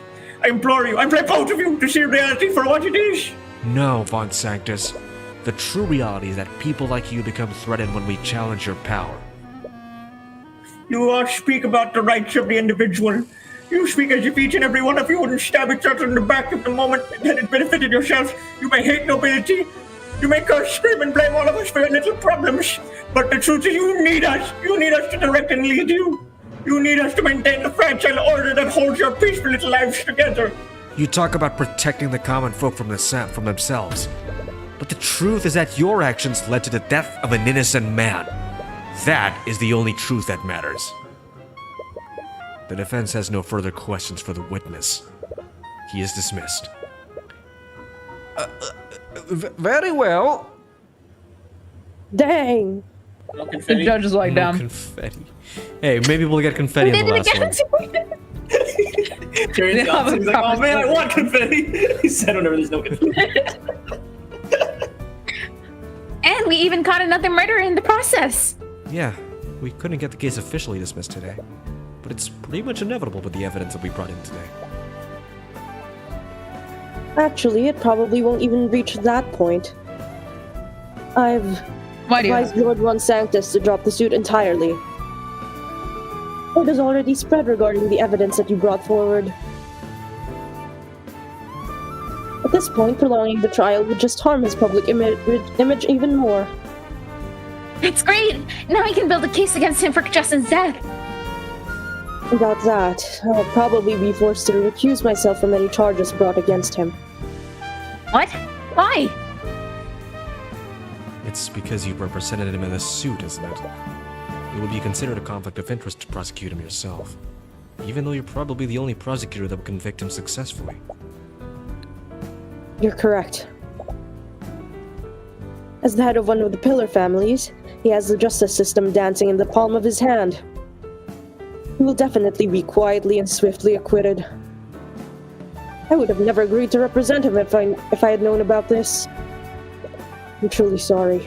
Damn it. He must have had this planned all along. No. Is he seriously gonna get away with this? I wouldn't be so sure about that. Rakugan, You may be acquitted in the legal sense, but the court of public opinion is a different thing entirely. What do you mean? You brought forward a myriad of evidence against him, and I'm sure everyone in the gallery saw it too. Von Sanctus' power relies on his public image, and you quite handily tore down that facade. He may walk free, but his power and ideals have taken a great blow. but is that seriously all we can do? His actions and recklessness resulted in the death of Justin Wei. He should be punished within the letter of the law. You're not wrong, Mr. Cuthbert. But sometimes we must take the victories that we can get. She's probably right. But there's still one thing that's nagging at me. Oh? And what's that? Why was your safe unlocked if nothing was stolen? If Justin had gotten into your safe, he would have taken your gold with him. It wouldn't still be there. Considering that nothing is missing, I'd rather leave it at that. Really? Justin was a good man. I'd rather not taint anyone's memory of him, especially Musarika's. He was too good to even have a Sprite. Right.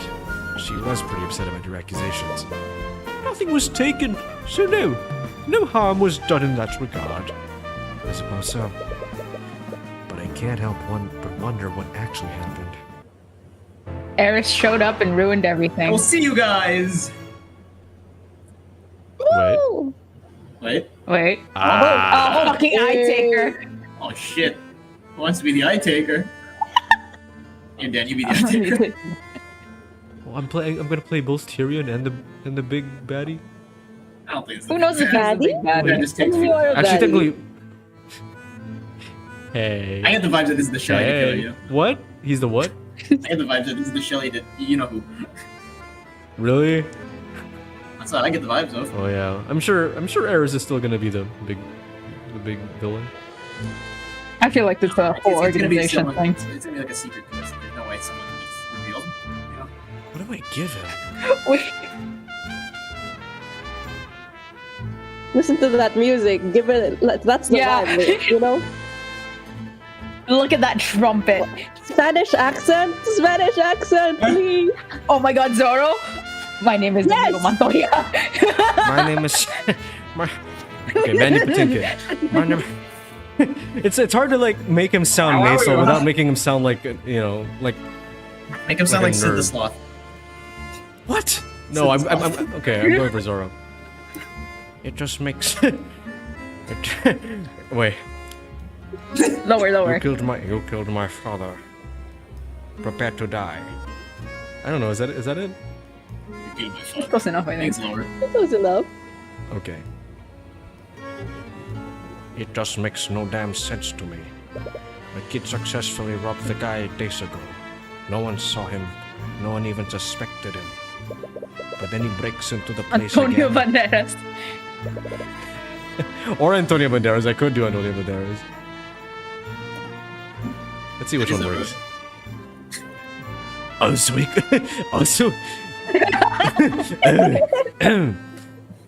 we could put back the stolen gold.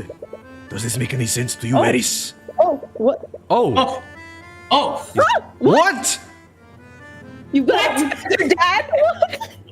Killed by Down. your own father. Perhaps he felt remorse for his actions, Father. Not everyone can betray the people they love so easily. And if that's true, I feel like there's a sense of tragic beauty to it all.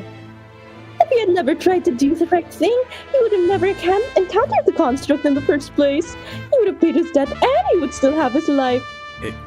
It's true what they say. No good deed goes unpunished. It's a shame about the gold, though. Yes, Lemur Femur, we played every Ace Attorney game. Today. That is correct, Lemur Femur. I, for one, am happy to have claimed a boatload of tights today. I did not read that as tights. I read it as something else. Dirty boy. No. All right, there we go. Oh my god, no, everybody. this game is full of them. We'll see you guys next time. Shout out to the Patreons, NewsieNikei, Dear Thief, Sourgutz, Acxeleon. Jake is always in the wrong. RoboKienna. Oh fuck, I forgot to do Jake last. Oh well. Isn't he like up now because he's upgraded? That's true. He did upgrade, so Jake is always in the wrong. He's now an Aubrey instead of a kill, so that's good. But yeah, that was fun. That was quicker than I thought. We speed ran through 2 trial segments. Yeah, wow. That was. I mean, it also helps that that case was just pretty short. Yeah. It was mostly just like walking around. I mean, that's most days today. It's mostly walking around. But yeah, that was fun. Yay! Yay. Any closing comments? No? No closing comments? Comments? Okay, well, closing comments? Closing comments. No? Oh, closing comments. I do really like how this game makes you feel smart. Even if it can be way easier than Ace Attorney. But I don't know, because it's like I read in reviews that like there is a difficulty spike. And if there is, we haven't hit it. What if this was the difficulty spike? Maybe we're just that smart, you know? What if all the reviewers of are Danganronpa players who think 11037 is hard? Those exist? Probably. What is it? Instead of 1 brain cells, 4 Filipinos make 2 brain cells. Exactly. Oh, racist. Yeah. Hey. But yeah, I think that's it. Peace out, Girl Scouts. Tell Noelle to finish Somnium Files. Bye-bye. Yeah. We're doing the spin-off eventually, so Noelle, you better get to it. I'll do it before we finish the game, okay? You better. Bye. Bye, everybody. Bye. Bye.